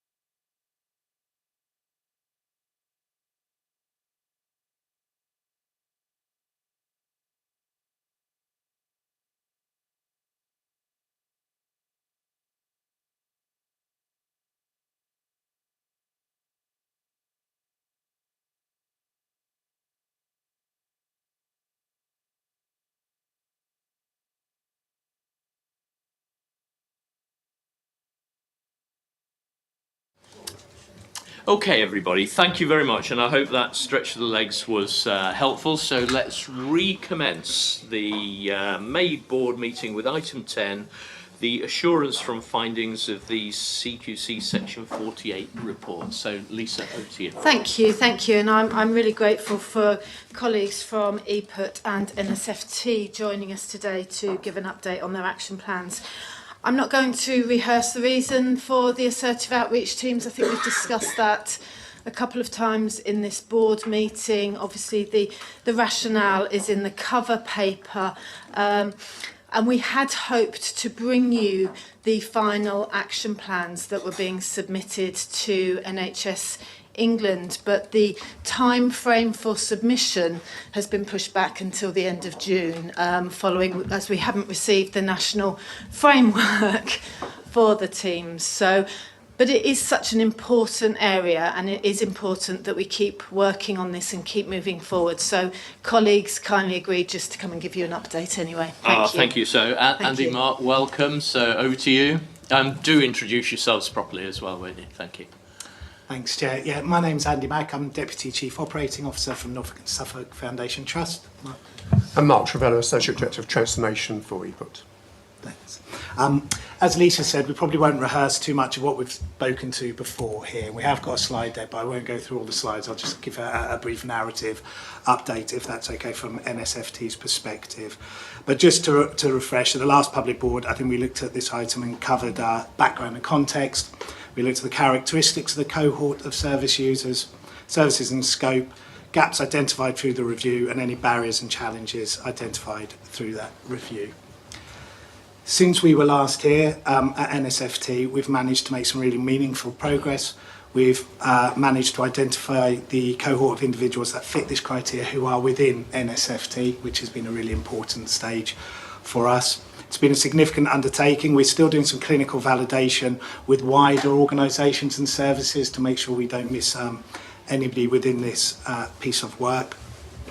But we know that the teams are already engaged in delivering good quality care to the individuals that we've identified now.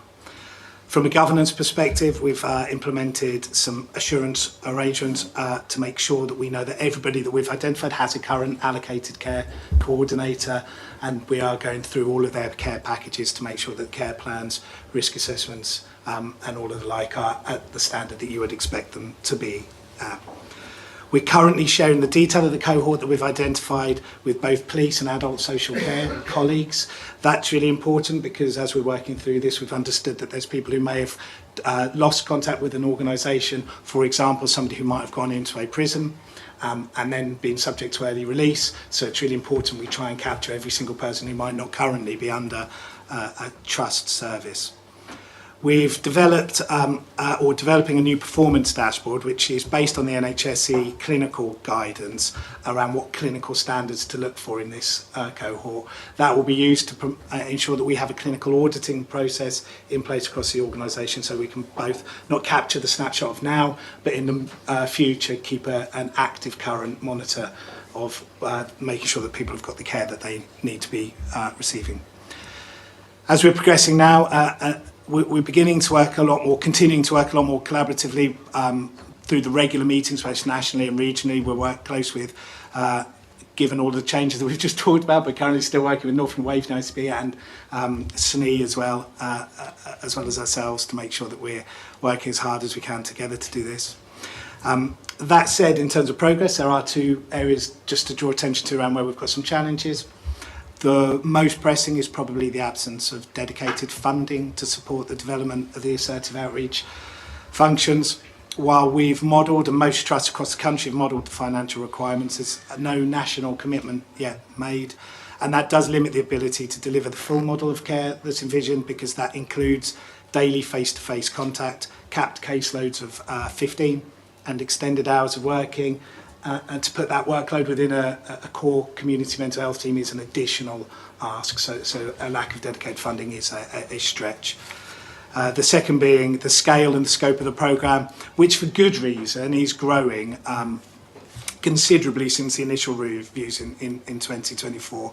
So what began as obviously a policy review now extends into service specs operational procedures, workforce development and cultural change. We do need to do that, but it is another additional ask on the resource we have. So moving forward, and probably when we come back again, and there probably will be the plan stage to that as well, but the next phases for us is, as I said, reviewing, finalising the cohort validation, and what I mean by that is a triangulation of data with social care police, other organisations as we come across them, to capture anybody who might not be in the immediate trust services today. We're rolling out a specific training programme across the organisation to support staff in working in an intensive, assertive approach. We've talked previously around how assertive outreach teams were a very specialist team, so we're trying to make sure that we use the skills we have in trust to upskill our existing workforce to work in that way again. And we're beginning conversations around how we establish a multi-agency information sharing forum across health, social care and criminal justice, where we can hold cross-agency conversations about individuals who come into contact with all of those services.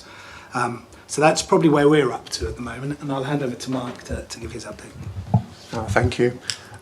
So Essex, North East Essex, as well as the whole of Essex, this report that we've submitted covers the whole of Essex. I'll feature some North East Essex areas when I get to them. So we've used the Midlands Maturity Index. We've done a full gap analysis against the national model, and we've identified 102 patients who fit that criteria in the North Essex area.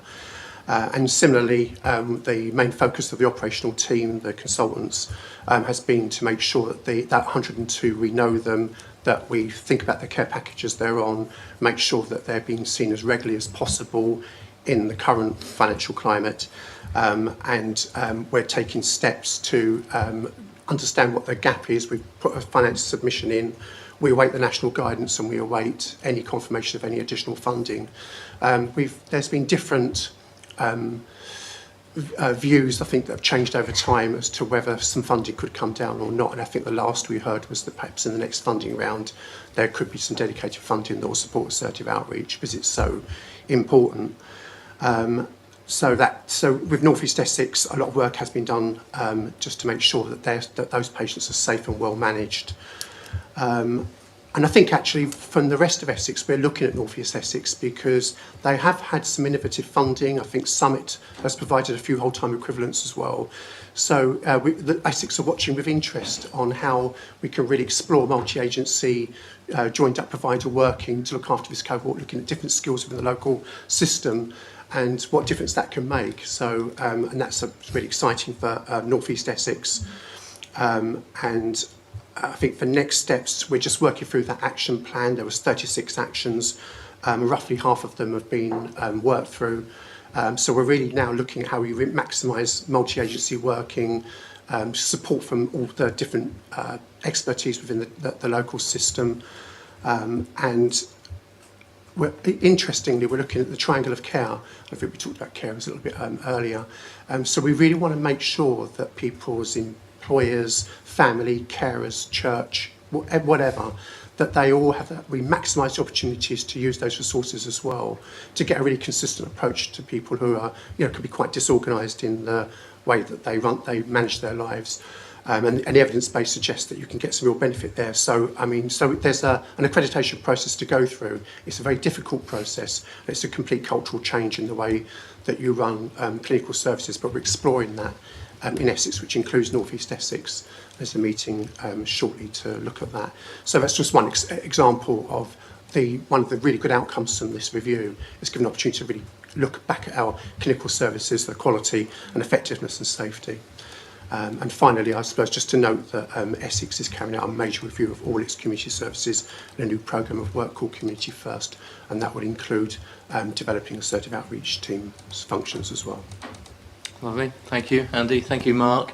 Lisa, did you want to add anything to that? No, thank you. They've done a marvellous job. I guess just the next steps will be, obviously, once we have the framework, then the organisations will continue to work up their action plans, and once they've gone through your own internal boards, then we'll see it here. So would it be sensible to plan to receive the action plan at our July board, Lisa? Well, it'll be submission to NHS England end of June, so I suspect you'll be taking it through your own boards in July, so possibly the following board. Okay, Yeah. so So forward September. plan there, Tom, if you would, as appropriate. Thank you. Thank you. Thank you, Maddie. Thank you for that update. Could I just ask, are GPs involved in the work that you're doing, and or do you need any particular support in enabling that? And not just sort of general practice, but also our specialist GP services, some of which are actually run by ePut for Suffolk.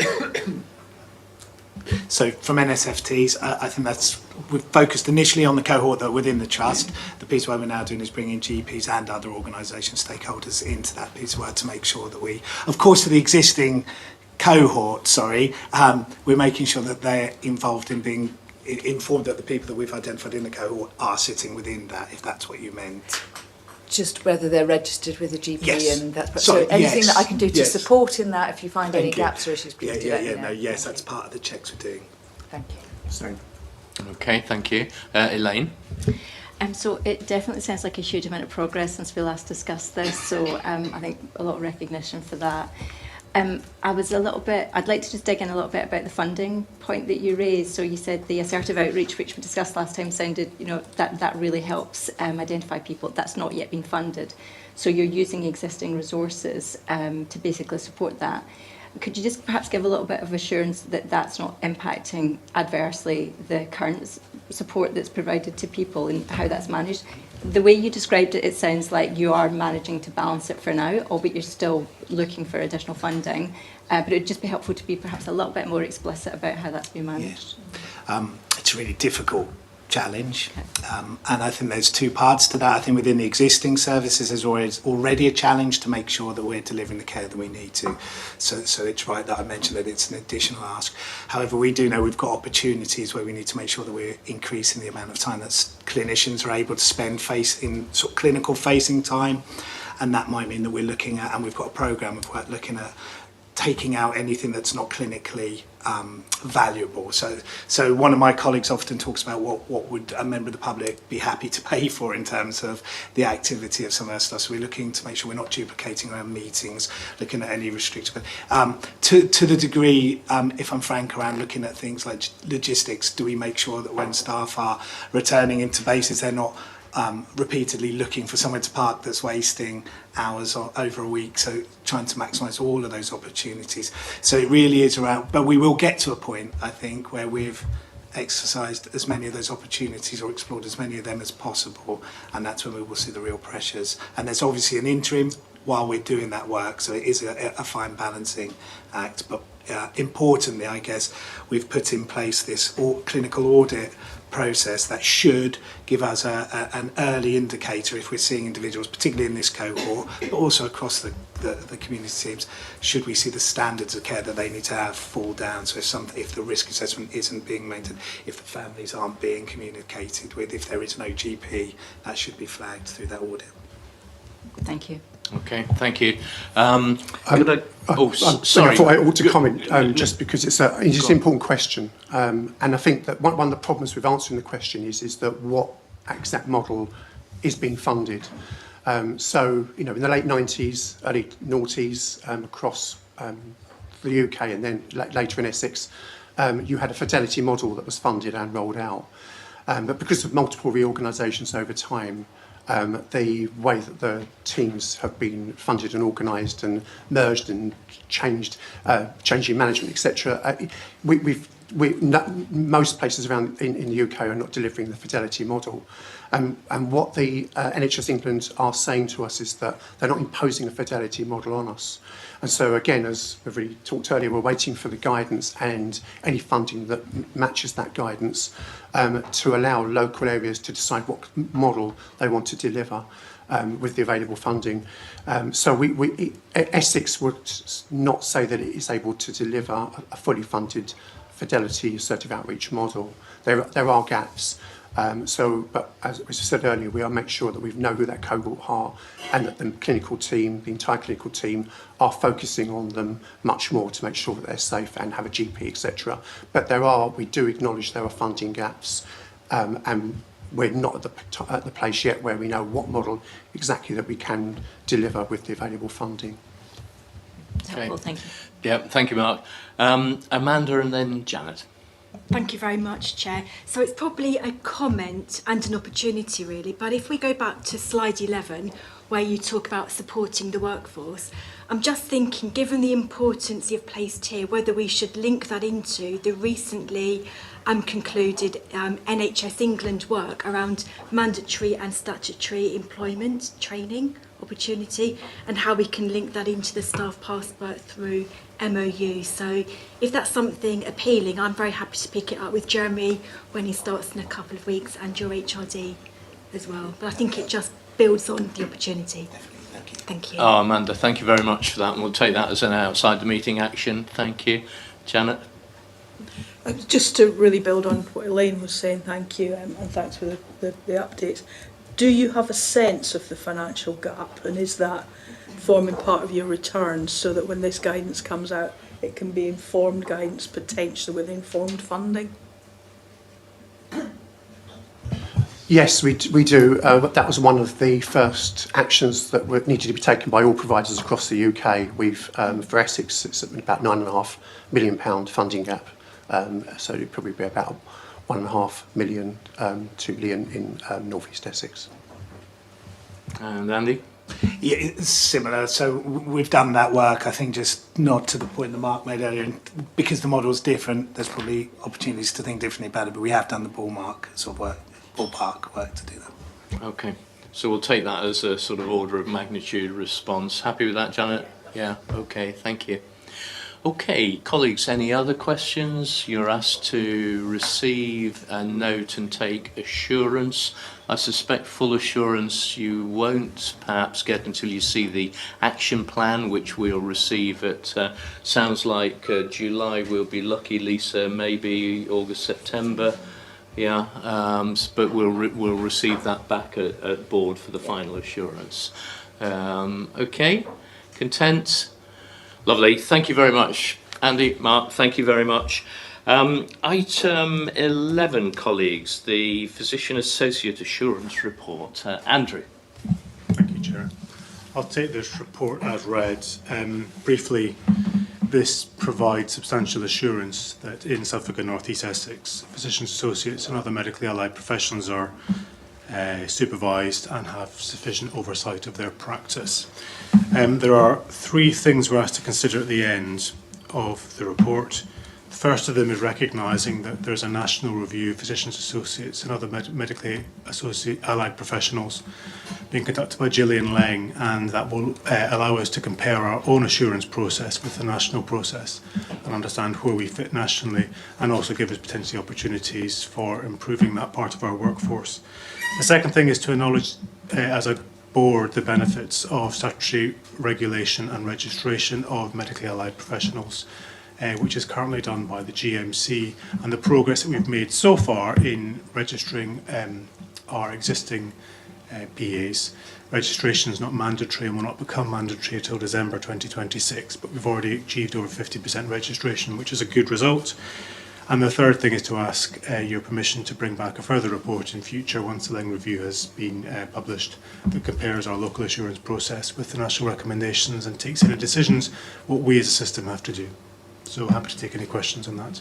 Andrew, thank you very much. That was nice and sharp.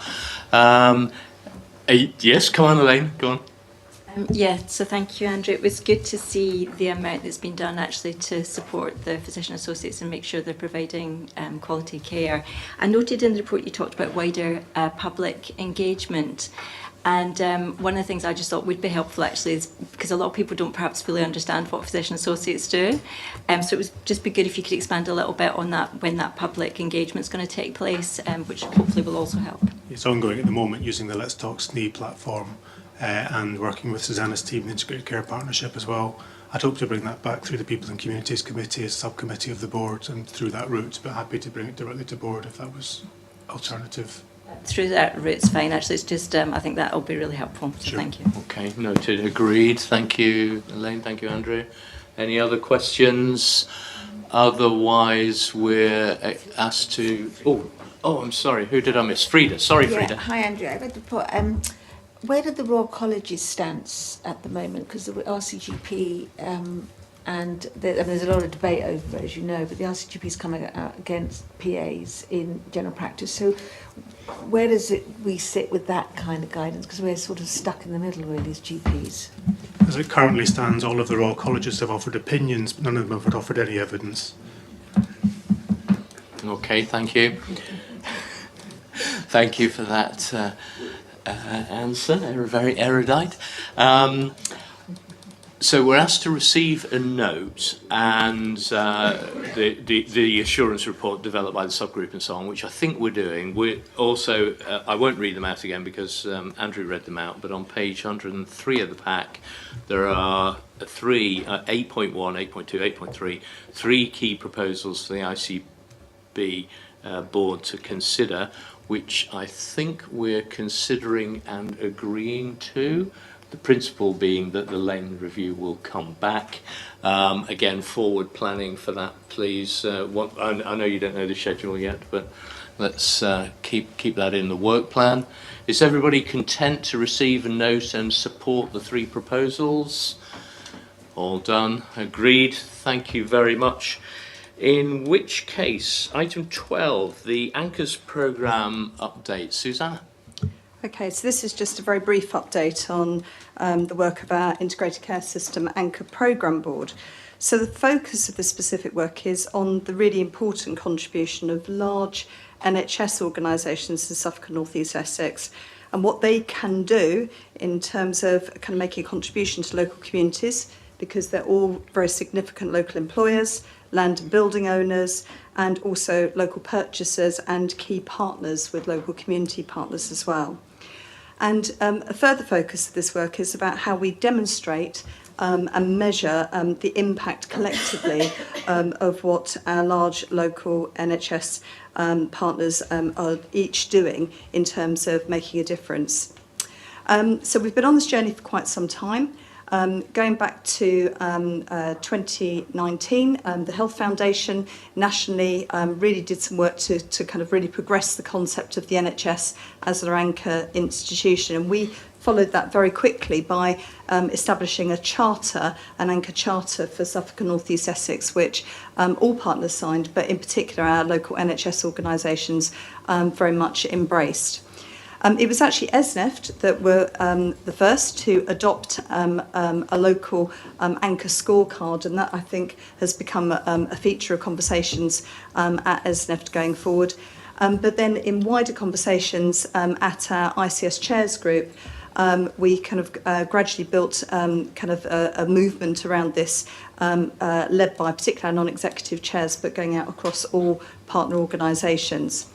Around about the same time, we also joined up some work which was led by UCL Partners nationally, looking at how you could measure the collective impact of NHS anchor organisations in local communities. By 2024, in fact, EPUT, ESNEFT, Norfolk and Suffolk Foundation Trust, West Suffolk Foundation Trust and the ICB have all adopted the use of an anchors dashboard in those organisations. So if you like, locally, we're kind of confident that each of those partners is focusing on their contribution as anchor institutions. But what we've done in addition to that then is to look at the kind of collective impact and, as I highlighted earlier on, some of the kind of stories around how, as big anchor organisations locally, we're making a difference in terms of our actions as employers, our actions on estates and sustainability, and our actions on procurement and community. And we've now completed 3 impact reports that bring together a very large number of stories that outline impact in terms of how those organisations working with a wider 42 different organisations and initiatives are making a difference across Suffolk and North East Essex. So all of those reports are available online. The links to those reports are in the report. And they talk about a very wide range of different projects. And as I said, they talk about how teams are making a difference from a workforce perspective, estates, around the environment, around procurement and community partnerships as well. And we've gathered a wide range of kind of good practice from those wider organisations across the system as well. This work, of course, is highly relevant to the kind of broader ambition our two upper tier and local authorities, and also our local district and borough councils are also very focused on the importance of anchoring institutions, and we work very closely into, for example, Essex Partners, and there's an Essex Anchor Board, and we've been sharing what we've been doing, if you like, from a health and care perspective out with wider partners, for example, across Essex, and similarly with wider partners across Suffolk as well. So there are lots of examples that I could call on in terms of the difference that's being made, but we've pulled out some of them in the report. So, for example, working with Colchester Institute and Anchor Investment, if you like, in the work being led by ESNEF, Haverhill Health Centre, and also Jaywick Sands Healthy Homes as well. So, in terms of next steps, the work doesn't stop there. There are certainly some further kind of priority topics that we want to look at through the Anchor Programme Board going forward. So, for example, encouraging large health employers to be foster-friendly employers is a focus for next year as well. And also sharing of the work that we're doing in Suffolk and North East Essex, or we've done so far, with broader partners through UCL. I've already mentioned University College London, but also through the Health Foundation. It's also been noted by the King's Fund and also the National Health Anchor Network as well. And last but not least, we now include a summary of our anchor dashboards within the broader impact dashboards that we have for the integrated care system as well, about the impact that we're making on the health and wellbeing of the population across Suffolk and North East Essex. So, lovely, thank you, Susanna. Thank you. Any questions from colleagues? Otherwise, we're asked to endorse, well, receive and note the information, but endorse the reports. Susanna, would it be fair to say that the ICP committee and the chairs group have already endorsed the reports? They have indeed. In fact, I'm very grateful to our ICS chairs group because they've really had the vision around this from the outset. But certainly the ICP committee received this report, and I think it's very much appreciated by wider partners at the last meeting in April. Okay, thank you very much. So we'll note that, Tom, if you would be so kind. Ed? Yeah, I mean, it's great work, isn't it? I guess my concern is around going to a transition process is a sort of work that can be overlooked, and it loses momentum, and then a few years later we're like, oh, wasn't it great when we used to have an anchors programme? So it'd be helpful maybe to the chairs group about a commitment to maintaining progress whilst we go through all sorts of changes. I think you're quite right, Ed, and actually I was really taken with your comment earlier on about it's those relationships that we might have with broader partners and agencies that also could give us, you know, some solutions at the moment, some of the challenges that we're facing locally. So I think that the strength of the relationships here are really important. And then the other side of kind of anchor working, of course, is the work that's particularly led in the alliances, about working with large local anchor organisations as well. We've heard some good examples of that at the board previously. So I think, beginning to think more broadly about how we sit alongside other anchor organisations locally could be an opportunity as well. Excellent, good point, Ed. And actually, that risk, the general risk you cite, is applicable to so many things, isn't it? So we've got to, as a team, we've got to keep focus on that generic risk indeed. Okay, so noting all the points made, the endorsements by others, are we happy to endorse? Agreed? Lovely. Thank you very much. Thank you, Susanna. Lampard inquiry update. Lisa. Thank you. So this is quite a specific paper on the Lampard inquiry. It's to give assurance to the board that the ICB is meeting its responsibilities and duties to the Lampard inquiry. So as you know, the inquiry was granted statutory status in April 2024, and it's investigating the circumstances surrounding the deaths of mental health inpatients in Essex between the 1st of January 2000 and the 31st of December 2023. The inquiry, the timeline is in the paper. The inquiry is currently in phase 2, where it is collecting evidence. There is a public website for the Lampard inquiry where you can hear all the evidence that's been submitted, and it's an incredibly helpful website, actually. So how we've been working across Essex is we agreed to work collaboratively so that we could respond collectively to the requirements of the inquiry. We have a programme team and leadership via 3 SROs within each ICB, myself for SNE, Dr Matt Sweeting for MSc ICB, and Beverly Flowers, who is the Deputy Chief Executive for Herts and West Essex ICB. We have just finished the most recent public hearings on the Thursday, the 15th of May, where EPUT were called to as witnesses. The next hearing dates start again in July, and we believe that there will be a requirement for Commissioner presence and to give a Commissioner statement at that point, which we suspect we will be able to give a one statement across the 3 ICBs. So how we are working, we have, although I'm the SRO, most of our teams are actually engaged in this because it requires safeguarding, HR support, commissioner support, contracting support, communications, and a number of subject matter experts. We have had 2 Rule 9 inquests from the inquiry. The latest one was submitted in March, which has really focused on commissioning arrangements, which has been a challenge, actually, because of the period of the inquiry. It's over 23 years. We've been through some significant organisational changes, commissioning organisations in 23 years. And obviously, if you go right back to 2000, then there's not as much data that's stored. It's more paper records. So that's been incredibly challenging for our IG team and our IT team to find us the information that we've needed to respond to the Rule 9 request. However, the inquiry are incredibly supportive and helpful around the realistics of being able to get some of that data. So I hope that provides a good update. I'm confident that we're delivering our duties, and obviously July will be a really important key point for the ICBs. Thank you. Thank you, Lisa. Any questions for Lisa?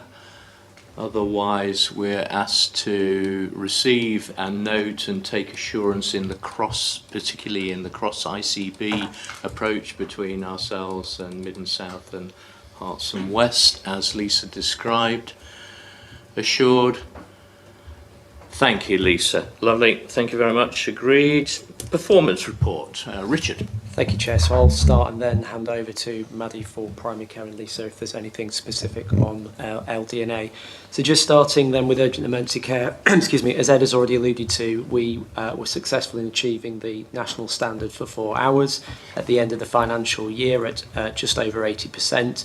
West Suffolk was one of the highest in the country at 88.4%. Although the position has moved back for both trusts, doing well against plan at 75 and 77 respectively for the 2 trusts. In terms of ambulance, so the Cat 2 time, so that is effectively those who need a Category 2 call out seen within under 30 minutes. We were at the end of the year just under 30 minutes, and year to date we're at 26 minutes, so doing relatively well, but clearly we need to do a lot better than that. Again, we're anticipating that SNE will be confirmed as one of the 5 most improved systems around Cat 2 mean time for the end of the financial year. Again, as Ed's alluded to in terms of Neil's leadership over the Ambulance Trust.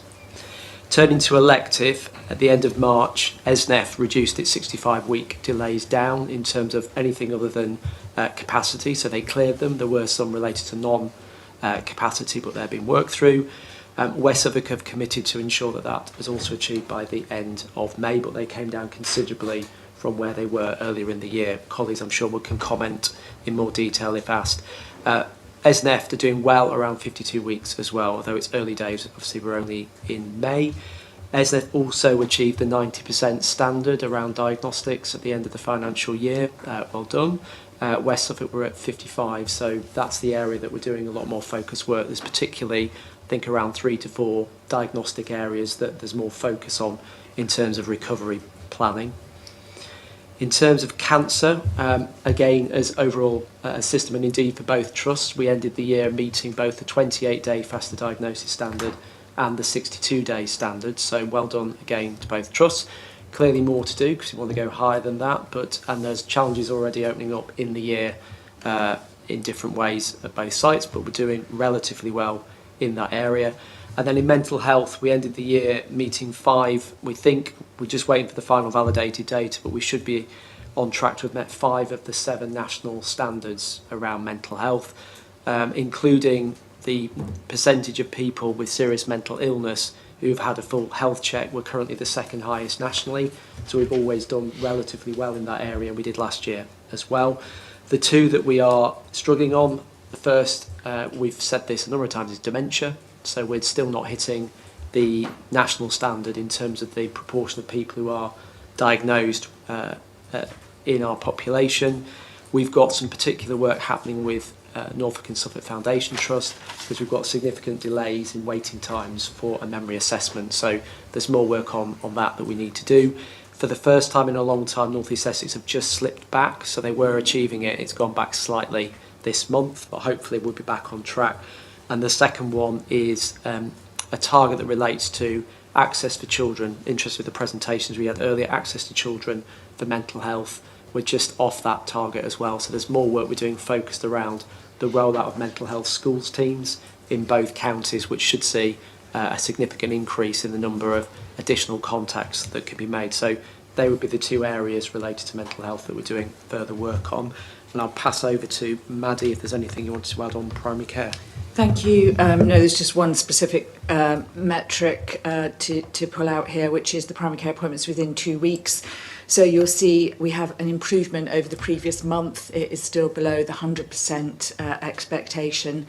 There's 2 issues, I think, within this to pull to the board's attention. The first is we still have an issue with capturing all of the practices data that are on Ask My GP. And that's something certainly that board members and I have discussed, and that's to do with the model of care and those reporting arrangements. The second is that there is variation, and that's very much the focus that we have now, is understanding where there is variation and where we need to focus efforts to support those practices in continuous improvement. I'm pleased to share that all practices now have cloud-based telephony. We have one residual issue, I think, actually, it's planned, but with the university practice, and that's a wiring problem, not a lack of will. And the second is the continuous advancement of the electronic consultation systems, and there's an ongoing process of those changing systems if they wish to do so. But we do see a far greater use of that now in a holistic way, which is really positive to share. The only other thing I wanted to pull out is the LD health checks. So this shows that within the list of metrics that are currently failing their target value, this is measured not on a rolling basis as the SMI health checks are, but that's an annual basis. So this is the figure to the end of February, and I'm very confident by the end of March that the target will have been exceeded. But as I think we all agree, our target there is really everybody. So I'll leave it there. I'm happy to take any questions. Thank you, Chair. Ali, thank you very much. Any more, Richard? Or Lisa? Yeah. Thank you. I just wanted to draw your attention to slide 123, which I was asked to bring back just a training summary from the Oliver McGowan training. We've had some great publicity on Oliver McGowan. Andrew did a radio broadcast, didn't you, kind of reflecting on his positive experience of doing the Oliver McGowan training, and we had some experts by experience sharing their stories around why they want to continue to deliver the Oliver McGowan training, which was incredible. So, I mean, you can see it's a really great story. We have trained across our system more than 2,700 people, which is extraordinary. And However, I did just want to raise that you'll see for the Tier 2 attendees, this is the face-to-face, it is a full day. It's a lot for people to commit to. It's where our experts by experience come and talk about, you know, their experience of autism and having a learning disability. And for every 2 people that attend, 1 person doesn't attend. And I think that's understandable sometimes, but I would really like us to work on that, because that is a respect thing as well for those experts by experience that are giving up their days to come and train our colleagues. So I would really appreciate anything that colleagues can do to ensure that people register when they really fully can commit to attending. But it's a great picture. Thank you. Thank you to everyone. And colleagues, could we, as a board member representing the various stakeholders that we do around the table, could we take that as an action to make the necessary and appropriate prompts in-house, please? Everybody happy to do that? Thank you very much. Thank you, Lisa. Any more, Richard? Are you done? No, that's it. Okay, Elaine? It was just a reflection, actually, building on what you said earlier there, Richard, about having heard from level 2 this morning, how actually there are maybe other ways to reach young people in terms of their mental health support. So I think for me it's just that using different ways to support them and thinking of the different models, different pathways is just really important. So I think just reflecting and agreeing with that, I think it's great if we can look at other ways to make sure we can support them the right way, using all the partners across the system, I guess. So to me that's an important point made. Yeah, Richard's nodding there, Elaine, so we'll take that as agreed. Ed? Yeah, I mean, as I said in my introduction, I think there's been a real performance improvement in recent months. I mean, it's really, really encouraging. I suppose the question is, with the example of the UEC, now we've reached a much improved level, what's the next bar we reach? Because we're exceeding the national expectation, which is still quite low, isn't it? But let's not stop the journey. So it's just how what's the next move would be one comment. I'm interested in the inquiry and why we have shifted forward and what we can learn to sustain that. And I just, I know it's a team effort, but someone like Sarah Watson, I think, at West Suffolk, shown some brilliant leadership. I think Karen loves stepping into Colchester and the improvements we've seen there. There's some great leaders, I think, that have made a real impact. I think the clinical leadership we're seeing, in the department at West Suffolk. So it's just we've seen the improvement. Let's not admire it. Let's learn from it. And how do we keep going? Yeah, keep improving. And as you were speaking, Ed, I think I saw more or less everybody around the table nodding. So we'll take that as a view of the entire board. But Nick, you sure? Nothing. Yeah. Okay. All right. Thank you very much. Any other comments or thoughts? Otherwise noted, and with a couple of actions for us in our own organisations, please, and also board support, endorsement. Let's keep improving. We're not there yet. Great progress, but more to be made. Let's then move on to the finance report, and Chris, over to you. Hi everyone. We've got the ICB budgets contained within the pack, which are here for approval. So, as a reminder, the board approved a financial plan for the ICB of a £20.6 million surplus for the financial year 25-26 to ensure that the system achieved a kind of system balance for the year. So the budgets presented are consistent with that approved plan. And following review at the ICB Finance Workforce and Performance Committee on the 15th of May, have been recommended by that committee for approval.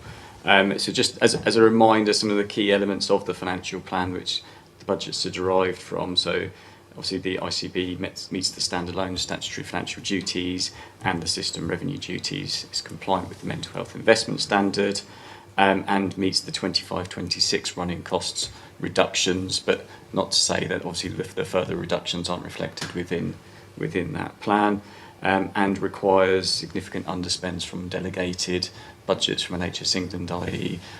dental and specialised commissioning, in addition to delivery of £20.4 million of efficiency.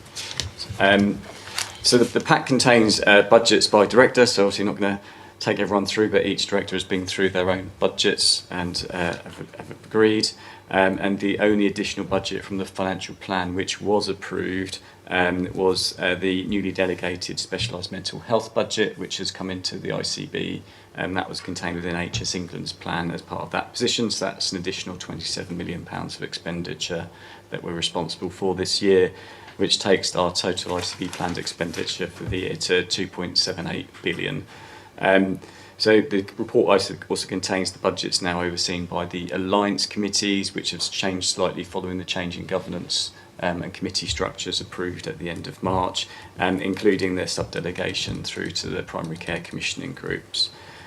So the board is asked to approve the budgets and obviously note the delivery risks which were highlighted previously as part of the plan, and also just to note that any changes in budgetary responsibility as a result of, particularly from the organisation changes, etc., going through, will be covered by the existing ICB budgetary control framework, so formal processes to go through as part of that. Happy to take any questions. Chris, thank you very much. And as Chris noted, that we're asked to approve today, if we're so minded. The agenda actually says to note, and my apologies, I didn't spot that. So it is actually for approval. But let me go to Janet, and then I'll come to you, Nick. Janet? Thank you very much, Chair. So last week, the Finance Performance Workforce Committee went through these budgets in some detail, the ICB part of it, and would like to approve these today for review. So we've done some of the heavy lifting on that. I think what we noted, and we wanted just to remind board members, that none of these financial plans are without risk. There is the system financial plan, which are 20 million surplus that the ICB supports, and that's about delivery from the ambulance service from Essex and West Suffolk. So we just remind on that. And even within the ICB, these are not without risk. There are £15 million worth of planned underspends in there which are supporting it, and also a £20 million efficiency delivery, which is not without its challenge, I know, for everybody involved. And whilst this is reduced running costs, they're the 30% reduction. This is not the 50% reduction, so there is more to come. So it is not without risk, and I think that's what we wanted to remind board members from the committee. Thank you. Janet, thank you, and very well put. The issue of risk in this, well, in all years it seems, but in this year particularly, is significant, and with the challenge increasing during the year, as we heard earlier. Nick. Certainly feeling the risk, Chair. So my question was more about the move to a cluster. We're clustering with an ICB that on record has a much more significant financial challenge than we have, and that is in spite of significant national support, debt relief support, which I know that the ambition of NHS England is that to get to a level playing field and fair shares, that over, I think, a relatively short amount of time, that deficit support will be removed or reduced and then removed. How can we be assured as a board that clustering with a part of the country that has significant more, we've got our own financial challenges, they are much greater, that we can protect the investment to our local communities and not see it subsidising the great people of Norfolk and Waveney? That's a good chair. It's a good question, and of course the statutory responsibilities of this, despite clustering, the statutory responsibilities of this board have not yet changed. And it's seeking that assurance. Yeah, well, I can give you that assurance. But Ed, do you want to respond to that? Same. Whilst we're clustering, we've got two separate financial systems. We won't be supporting Norfolk and Waveney or vice versa. When and if a new organisation is created, I think that's a different question, Nick, and a very, very relevant one. So you asked the right question. I will come back to it regularly. You will do. Yeah. I'm sure you're aware. We'll put it on a standing item on the agenda, Nick, for you. Okay, thank you very much. Any other questions for Chris or indeed colleagues? Otherwise, we're asked to approve as Chris described. Happy to approve? and noting the risk discussion. Thank you very much. Okay, approved. Thank you. In which case, item 16, the EDI update. Andrew, am I coming to you for this one? You are. Good. So thank you, Will. Again, I know you will have read the paper. We were last talking about EDI in a substantial way on the 26th of November last year. We touched on it in March, but the last time we considered it properly was in November last year. And I made an undertaking to come back to you this year with some specific actions of what we're going to do to improve not just our outcome in the Res and Des scores, but also to provide more assurance that not just the organisation, the ICB organisation, but also the system was working together to improve equality, diversity and inclusion. I described in March in my verbal update how we had set this up as a call to arms. And my reflection on that is how difficult that is. And that doesn't reflect the desire or the want or the ability of anybody working in SNE, ICB, to improve equality, diversity and inclusion, but it does reflect how difficult it is, what a big problem it can appear, how difficult it can seem to find a way into that. Nevertheless, we've persisted with the ask in a compassionate way, and we have managed to get our directorates to start understanding at a local level what actions they can take to further equality, diversity and inclusion. I'll be happy to report back on them at a future date to you, so that's clearer. There were 4 specific actions that I undertook to take forward. The first of those was to roll out cultural safety training across the ICB as an organisation.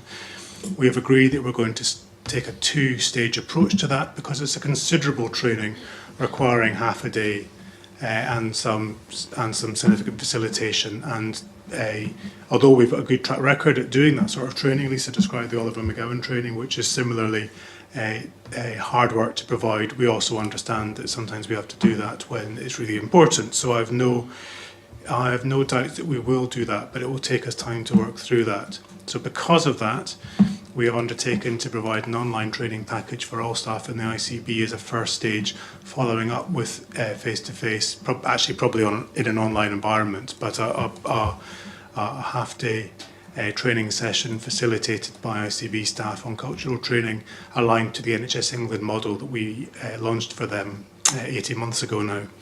We're going to focus that on influential members of staff in the first instance, and we have agreement that we will have facilitators from each directorate within the ICB to deliver that, so making it really something we do for ourselves and to ourselves. We are reviewing our OD programme and establishing the evidence base for that. There's a substantial evidence base provided by NHS England and the NHS Futures platform, and we're using that to base our future interventions in our day-to-day OD improvement work. We've instituted a 3-monthly pulse check, and whilst this is based upon the NHS staff survey questions and is run by Picker, it specifically includes 2 questions from memory, 1 or 2 questions that look at Res and Des standards as a temperature check as we go along. So we're now not waiting for an annual staff survey to understand how we're doing with that. The first iteration of that is just completed and the results are being analysed. We expect to have them very soon. And then finally, we've reformed the Quality, Diversity and Inclusion oversight group that we run at system level. It's now become a community of practice, and the way in which it works is described in your paper, and I hope you'll agree that's a step forward in establishing a much better system-wide forum for sharing best practice and driving improvement in equality, diversity and inclusion. So the recommendations are twofold. First of all, you're asked to note the progress that we've made so far, and second of all, we would ask that we again forward plan to bring back a Res and Des update in October this year, by which time we'll have an update on these specific actions as well. I offer to share this with Amanda as well. Do you have anything to add to that, Amanda? I do. Thank you very much, Andrew. So 3 points building on what you've said by way of action. The first is, as board members will know from previous conversations, we have active staff networks that have been in place for probably a couple of years now, and I think it was this week actually, recommitted our pledge, if you like, that any staff network member has reasonable time off as part of their normal JD, if you like, to really support proactively the work of their appropriate network. So I just wanted to reiterate and underscore that as we move forward. And linked to the local work that we're doing and also system work, we're feeding into the regional EDI strategy, and there's some really good links underway there that we're strengthening. And my third point was really just to underscore the reference to organisational development. And I'll say some more on this in a moment, but we're linking in our EDI work into our cultural support plan that is underpinning our approach to OD in the coming months. Thank you. Amanda, Andrew, thank you very much. Open for questions, colleagues. Otherwise, oh, Fanuel, yes? Yes, thank you, Andrew, for that. I think my comment is, something not in the report, but I think directly linked. So we've talked about, sort of the impending change across the organisation, and one of the things I think that one of the things that we learn from history is that, sometimes when we have change like that, certain groups are disproportionately impacted by that. We're moving at speed. It might be difficult for us to have comprehensive equality impact assessments of what that might look like, but I think we need to be alive to the fact that the change could disproportionately impact other people and think about how we address that. Yes, Andrew. I mean, I think that's a very timely point, Fanuel, and it's not one that's been missed by us already as well, as we've been discussing that. Not that it's not worth restating. There was a suggestion that we should pause our work on cultural safety as an example whilst we're doing our reorganisation, because there's a lot going on, and we've taken a decision that we're not going to do that, because actually there's never a more important time for people to feel that they're culturally safe than the current climate. Similarly, we've positioned our staff network groups as safe places where staff can go and talk about the changes happening to the organisation in communities of practice where they feel they can speak freely without the difficulties that being from a discriminated against group can provide in normal forums as well. And then finally, we are being really careful over our quality impact assessments as we do this work, so we're paying extra special attention to that. Yeah, thank you. Good point, Fanuel. Well made. Let me go to Nick and then Janet. Just on that point, Ray, I mean, we are equally looking at significant changes, not as significant as the ICB, but with MAR schemes and what have you. And I'm just wondering whether there's an opportunity here to use that community of good practice that you've talked about to have a more system-wide approach to some of those issues that you raised. There always the risk, isn't there, that we end up marking our own homework in something like this. So if there are significant embedded cultural issues in an organisation, sometimes we're a bit blind to them. So I'm just wondering if there's something that we could do as a system just to keep ourselves safe in these areas and to make sure that protected characteristics are not kind of overlooked or ignored in some of these system reorganisation work. Just a thought I just had there. That's helpful. The short answer is yes, and the second, slightly longer answer is you'd be very welcome at the community of practice to talk about your concerns and just to reflect some things to them and see what happens if you would like to. Yeah. Okay, great. Pick that up as an action, Tom, if we would. Janet and then Susanna. Thank you, Chair. I think we'll all remember those very powerful voices we heard back in November from leaders from our staff networks and the experience. And this probably touches on the next agenda item as well. So I'm chairing the Remuneration and HR Committee as we go through this transition.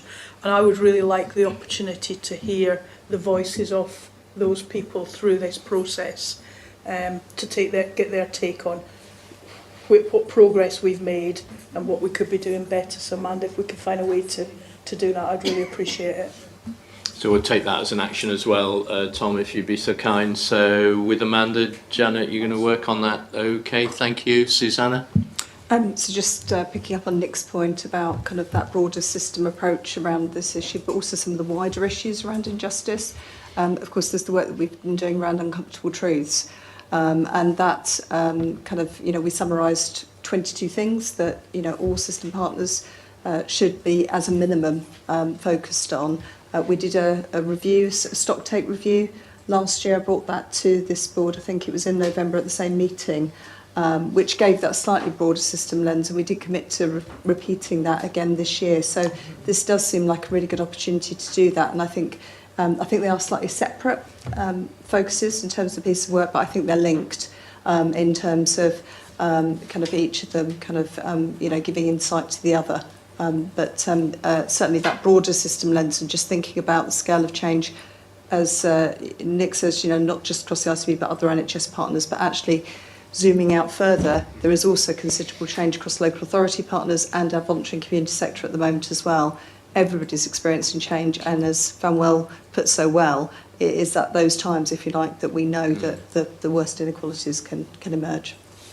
Yeah, thank you, Susanna. Well summarised, better than I would have done actually. So I think as a board we're asked to note the progress, which we're noting, but we're also saying as a board, in this time of stress and change, we do not want the eye taken off this agenda, and then the wider discussion we've had around system working and working with colleagues and so on, as noted, all agreed, and that we bring back the item again probably in October by the sound of it, because the end of October deadline.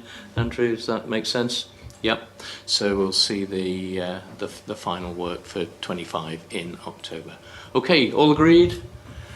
Lovely, thank you. Amanda, I'm going to come to you next for the staff survey results, please. Thank you very much, Chair. So here we have our 2024 staff survey results, which we undertook with our workforce last autumn. It ran from October to December, and we had a response rate of just under 70%, which is a slight improvement by about 4% from the previous year. And as colleagues will see, we scored very well. We had a very positive score. And as you can see in section 2.2, there were 9 people promise elements. And for each of those 9 elements, we either scored as the best performing in the country as an ICB or second best. And I think that's something that we should be very proud of, and builds on our performance, in fact, the year before, when we were going through significant organisational change where we had to take 30% out of our running costs. So we've continued to perform very well. So in terms of table 2.3, that articulates those 9 areas of impact where we actually scored very well or indeed came second. And moving through the report, in terms of the full breakdown of the results, they can be shown in Appendix 1. And whilst we are very proud of where we achieved last year, we are not complacent. There is still a lot we need to be doing, and there is a lot of action that we have committed to take forward, notwithstanding getting better performance development plan performance, and we are committed to ensuring that we receive 100% compliance by the end of June. But also linked back to the previous agenda item, there is much work that we need to still do around the wider EDI agenda, particularly bullying and harassment, because we're not where we need to be. We have pockets which is woefully bad, and we are working with our wider staff on how we can actually improve. And I think picking up your earlier point, Janet, on how we can actually learn from the staff voices of our networks, I think that will be really powerful as we move forward. So in terms of addressing the lessons learned and the action from 2024, we had started to undertake a good OD programme. And given the announcements of 8 weeks ago, we've refocused our organisational development, and we're linking that into more of a cultural support plan, which really underpins everything that we're doing to support our staff as we move forward, and particularly with the imminent organisational change that we need to. And we believe that the cultural support plan actually takes us into a structured approach through OD in the next 12 months, and particularly acts as a roadmap for navigating the human side of organisational change that we're going through. So it's taking an innovative but different approach, but we think through listening to our staff is probably the right approach at this moment in time, given what we are facing, and there are a lot of unknowns as well. So to conclude, Chair, I think we have performed very well as an ICP again, and I think there's a lot to be proud of, but equally we are not complacent, and we want to actually be better as we move forward, and we can take the lessons learned work with our staff as we do pretty spectacularly and build on where we've been. Thank you, Amanda. Well summarised, and clearly the board as a whole, I'm sure, will commend the leadership of the exec team that has got to this position. But I'm sure, as well as board members, we'd also commend the staff themselves, because it's a mindset issue, isn't it? So it's commendations to both, if you like, in appropriate ways. Elaine. Yes, I read this paper and I was really impressed actually with the work that's been done. As you say as well, the staff are really leaning in as they go through this process. I think, as well as sort of helping to manage the risk that Fanuel was talking about in terms of ensuring we keep the eye on equality and diversity. The other side for me that sometimes happens when people go through these big organisational changes is, even if, you know, when they're in the new organisational structure, they can be so demotivated by the whole process they've gone through. The thing that struck me when I read through this is just that it really helps also to take people on the journey so that they stay motivated and they come out the other side committed and re-energised to be able to then continue to do the work really well, supporting the population. So I think for me that was the thing that really struck me. It's the first time actually I've seen something like this in any organisational change, so really impressive, and yeah, I think to be supported, so thank you. Oh, well put, Elaine, thank you very much. Any other points or questions? Otherwise we're asked to receive a note. And of course, I'm sure as a board we recognise the challenges for this year and offer our support in appropriate ways where we can to ensure that we make the best of the position that we are being put into with respect to reorganisation. Okay, agreed? Good, thank you. Item 18, ICP update, Susanna? Okay, so our Integrated Care Partnership is where the Integrated Care Board, the ICB, together with Suffolk County Council and Essex County Council, brings together the very broad range of partners locally in our health and care system. So we have an ICP committee that meets formally every other month, and then a range of underpinning things that we do. The next meeting of our ICP committee is on Friday the 13th of June. As usual, it will take place online and be live streamed to the public. Papers published online, and that particular meeting will be chaired by one of our three ICP co-chairs. It will be chaired by Councillor John Spence from Essex County Council.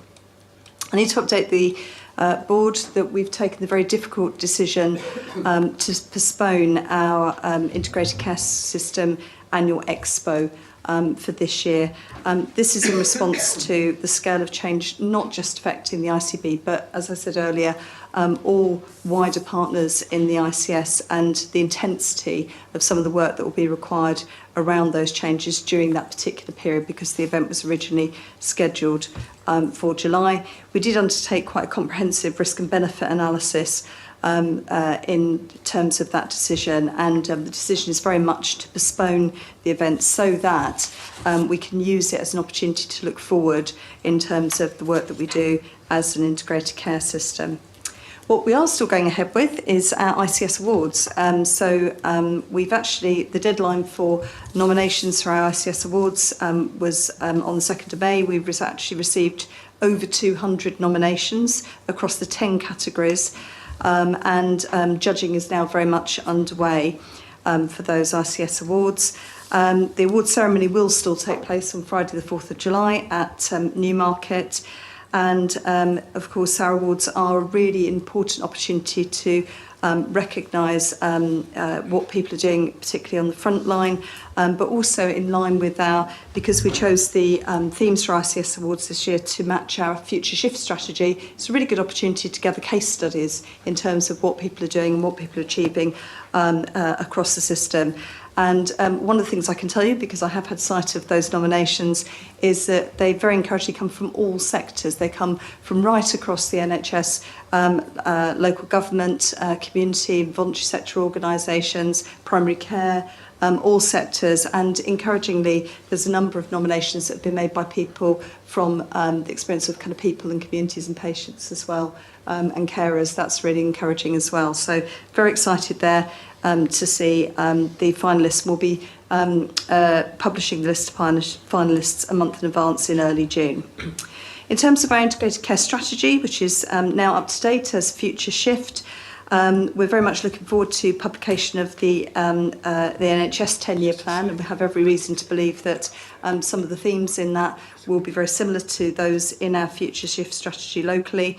So what we will be continuing with over the summer are some very important events. The first is around future innovation, so working particularly with industry partners and Health Innovation East to look at how we can bring innovators more into our partnership in terms of thinking about how we can reimagine health and care, and also very importantly future leadership and culture as well. That came through as a really key theme in our Future Shift strategy. The importance of focusing on leadership and culture, and that I know is of interest to a number of wider colleagues nationally as well about some of the thinking from SNE around leadership and culture. So very excited about those things. And of course there's lots and lots of other things going on which are very much reflect the work around Future Shift. Just yesterday there was an excellent meeting in Stowmarket, which was a summit for integrated neighbourhood teams across Suffolk, which is incredibly inspiring and very much about delivering Future Shift. So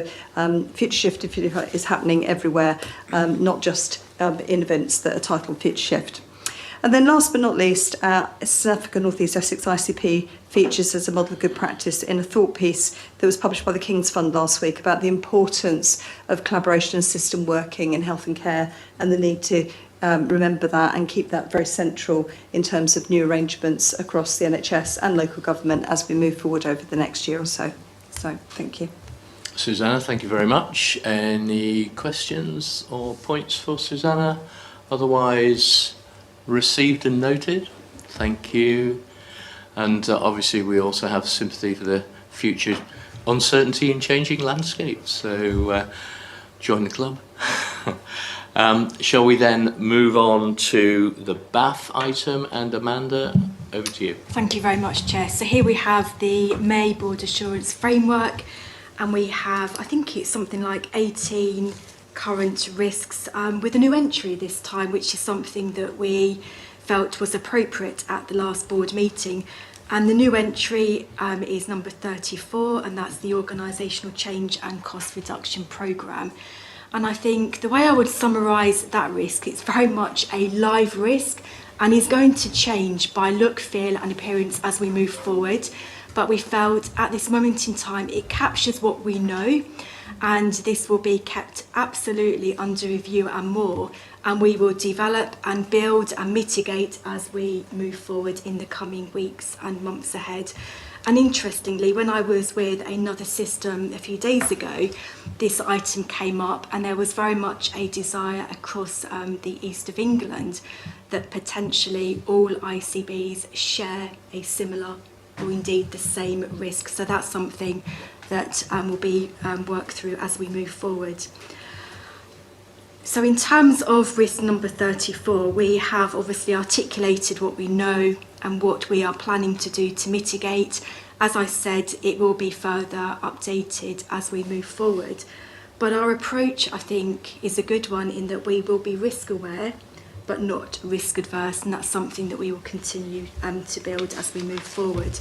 In terms of the other risks, they have been updated, reviewed, discussed and agreed more with the relevant committees, and since the board met in a couple of months ago, 9 of those risks have been taken through the appropriate committee for scrutiny, updating and the like.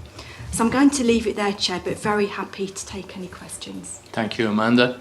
Any questions for Amanda? Otherwise, we're asked to receive, note and approve. And it's a live issue, isn't it? Particularly well, all of them, but particularly the last item. Yeah, okay, I'm sure we'll see it again. Approved? Great, thank you very much.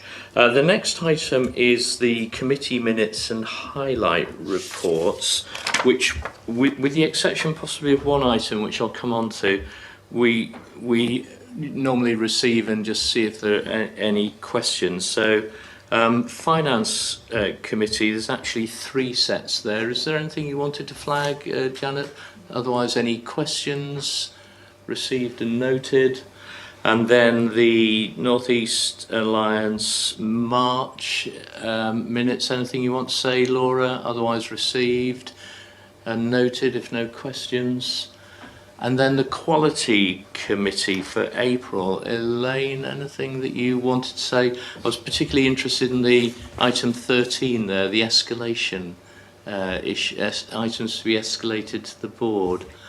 How did you want to deal with those?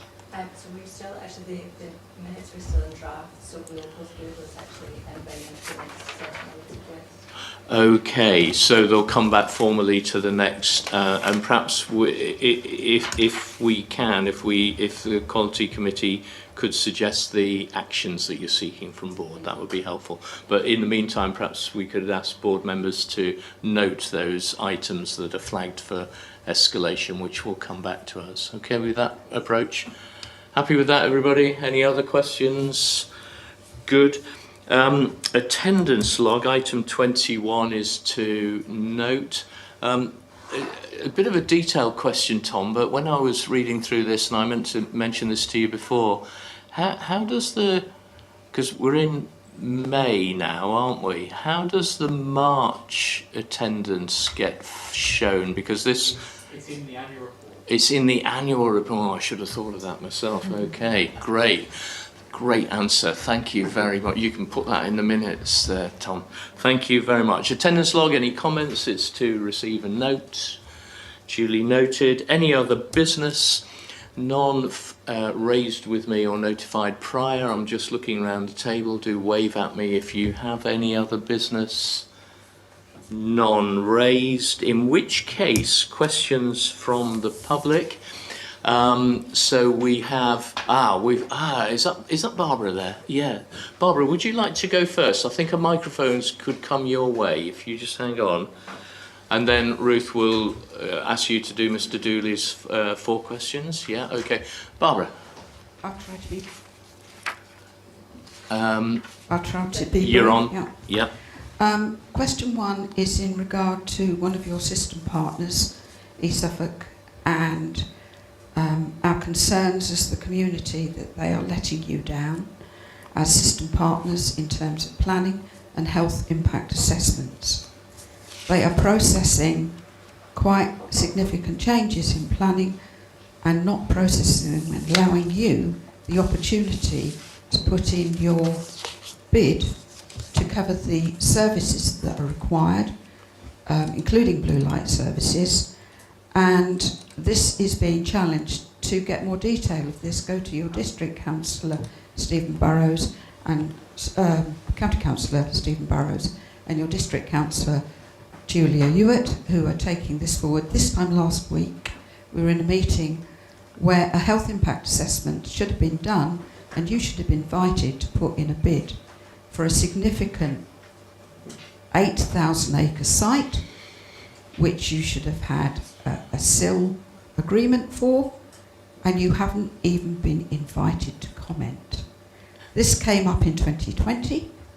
It was only made a major application in 2025 earlier, and you still have not been invited to comment and to get your contributions. I can talk about that outside the Definitely. meeting. Could I just... Are you going to move on to a second point, Barbara? Yeah. Let me just deal with that one first, if I may. Ed, how do you want to take that forward? Let's follow up with Chris Bally, the Chief Executive of East Suffolk Council. We generally have a very good relationship with him, so we'll follow up with him. Maybe Maddie and Amanda, given this is States and kind of alliance. Just to say, Chris Bally has been informed that his planning department and enforcement department have failed you. That's in public and that is going on. And the decision made this time last week is being considered for judicial review. Okay, so we'll it's serious, and I don't want you to be let down in the circumstances. No, thanks for flagging it, Barbara. We'll pick it up outside the meeting, as Ed suggested. Your second point? It's the same. The health impact assessment needed for a massive quarry, which has public health risks, and again, you need to be mindful of that, and we'll keep you informed.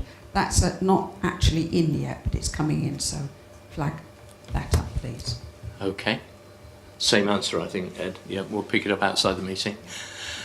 The third question is to the board. I'm wondering what reassurance and comfort you can give us in the circumstances that you're dealing with, and are you fully appraised of the situation that I've been fighting for 25 years? I'm not fully informed. I have been excluded as of February from a process. That's work in progress, and I have been offered an enlightenment which I will take up at some point. Over the years, I have come to these meetings, and over the years there's been an awful lot of collateral damage. The question is, will the board, going forward, cultivate, nurture, and recognise the talent and expertise and drive that you have within your workforce, especially when things get difficult? You either use it or you're going to lose it. And also, I just want to extend thanks to the board for listening and staying with us over this terribly difficult past year. Thank Health Watch for their advice, for their support, and for their research. But most of all, I want to thank a particular member of staff who have nominated. Hope that's taken seriously, because 2 years of work went in to this time last year, and we were all happy and we were all smiling. I hope come the 30th of May, when a particular procurement is better known, that you can give me the comfort I've come here today to receive. We're not there yet, but perhaps I can have that back in writing. Thank you. Okay, and obviously we have to be a little bit careful how we deal with procurement issues. Amanda, on Barbara's workforce point, do you want to respond immediately, or would you like to put something in writing back to Barbara? I think the latter, please, Chair. Okay, thank you. Thank you, Barbara. And Richard, were you going to respond on that? Yeah, I just, issue? we can say a little bit because the contract award has gone out. So we've gone through as Barbara knows, we've gone through the procurement for ME, CFS and long COVID service. We had one bid. It's a £5.5 million contract over 3 years with a potential offer of 2 additional. And we're in standstill period, but it's the Suffolk GP Federation that is hopefully being successful, subject to the standstill period. So that notice went out yesterday following decision of the clinical executive. Subject to that standstill period, we'll be then moving forward to full award and working with the Federation to ensure that the service is fully mobilised with the appropriate transition arrangements with our existing providers. Thank you, Richard. Thank you. In which case, shall we go on to Mr. Dooley's 4 questions? And Ruth, you're going to read them out, and then we have a response from the appropriate board members. So over to you for question 1. Okay, thank you. So these questions are all from... Sorry, can you hear me? These questions are all from Mr. Anthony Dooley, who is Secretary for Suffolk Unite Community. Question 1. As I understand developments in the fragmented NHS, the function of workforce planning, along with primary care and digital leadership, will be taken away from ICSs. So could the board clarify Amanda's stated role as including people and workforce, and what the effects will be of those changes? And Ed? No decision has been made on any roles as yet. Thank you. Okay, thank you. And question 2, Ruth? Could Dr. Kelso and others respond to the death of a 30-year-old woman resulting from 2 misdiagnoses of the condition she presented at her GP practice by a physician associate? A tragedy, but not the only one, as the submission by the British Medical Association of 260 misdiagnoses by PAs recently revealed. Okay, Andrew? Thank you. So we're aware of the tragic case that Mr. Dooley refers to, which happened in the north of England. The government, as we mentioned earlier in this meeting already, has commissioned an independent review into the roles of physicians associates and anaesthesia associates, and that review aims to clarify the roles and responsibilities of those professionals and to make sure they're used effectively and that patients receive the most appropriate care. Okay, thank you. And question 3, please. Why is the phone number offered to the public as a means of communicating complaints to SNE rarely, or in my case never, answered? nor is there an option to record a message. Is this acceptable for a system that is deemed, by whom, as outstanding? Thank you. And Lisa? Thank you, Anthony, for the question. I have to be honest, it's the first time it's ever been raised with me that there's been ongoing issues around accessing PALs or comms by phones, but it's really helpful that you've raised this, and I will look into it.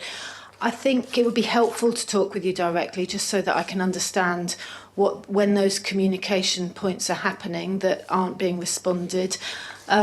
Obviously, we have the pre-recorded message, which signals people to contacting us by email, and they will then be contacted back. But you do raise a point around not having voicemail, so I am going to pick up with our IT team whether we could have voicemail, because I can understand that sometimes people will want to leave a message rather than reach out by email. So leave it with me, and I'll contact you directly, Anthony, around your specific issues. Thank you. Thank you, Lisa. And then question 4, Ruth. I note that you are listed as a partner of the Ipswich Town Football Club Foundation, and that in reply to a question from me previously to Ed, when ICSs were told by the NHS to reduce their efforts with regard to equality, diversity and inclusion, that he, on behalf of the board, would ignore the directive, a stance I wholeheartedly welcomed. However, you will be aware that the Foundation withdrew an advertisement seeking to recruit from the BAME community a football coach position after the intervention of the MP for Great Yarmouth, who claimed it was anti-white discrimination. What is your response to this in particular, and more broadly to the reality of Reform's objection to the promotion of EDI following the recent local elections, given that when you merge with Norfolk and Waveney, there will be 2 MPs elected in the general election as Reform candidates in the new ICS? Thank you. And Andrew? Thank you, Mr. Dooley. The Ipswich Town Football Club Foundation is a valued partner of the ICB, and it does a significant amount of valuable work supporting people of all ages in our local community. And we as an ICB are proud to support equality, diversity and inclusion in Suffolk and North East Essex. Thank you. Now, Mr. Dooley did raise another couple of questions which we deemed to not be within the rules, if you like, for handling, but Ed's going to pass a couple of comments on the why. I mean, the first question was around our highest performing rating, so perhaps, Tom, if we put the letter from NHS England in the minutes so that Mr. Dooley can read that. The other question was asking for my view on the British Empire and the slave trade. So I'm not willing to answer. I think if people want to ask questions relevant to the agenda, we'll answer them. But I would like questions to be relevant and respectful, and if then neither of those two things, we won't answer them. Okay, lovely. Thank you very much.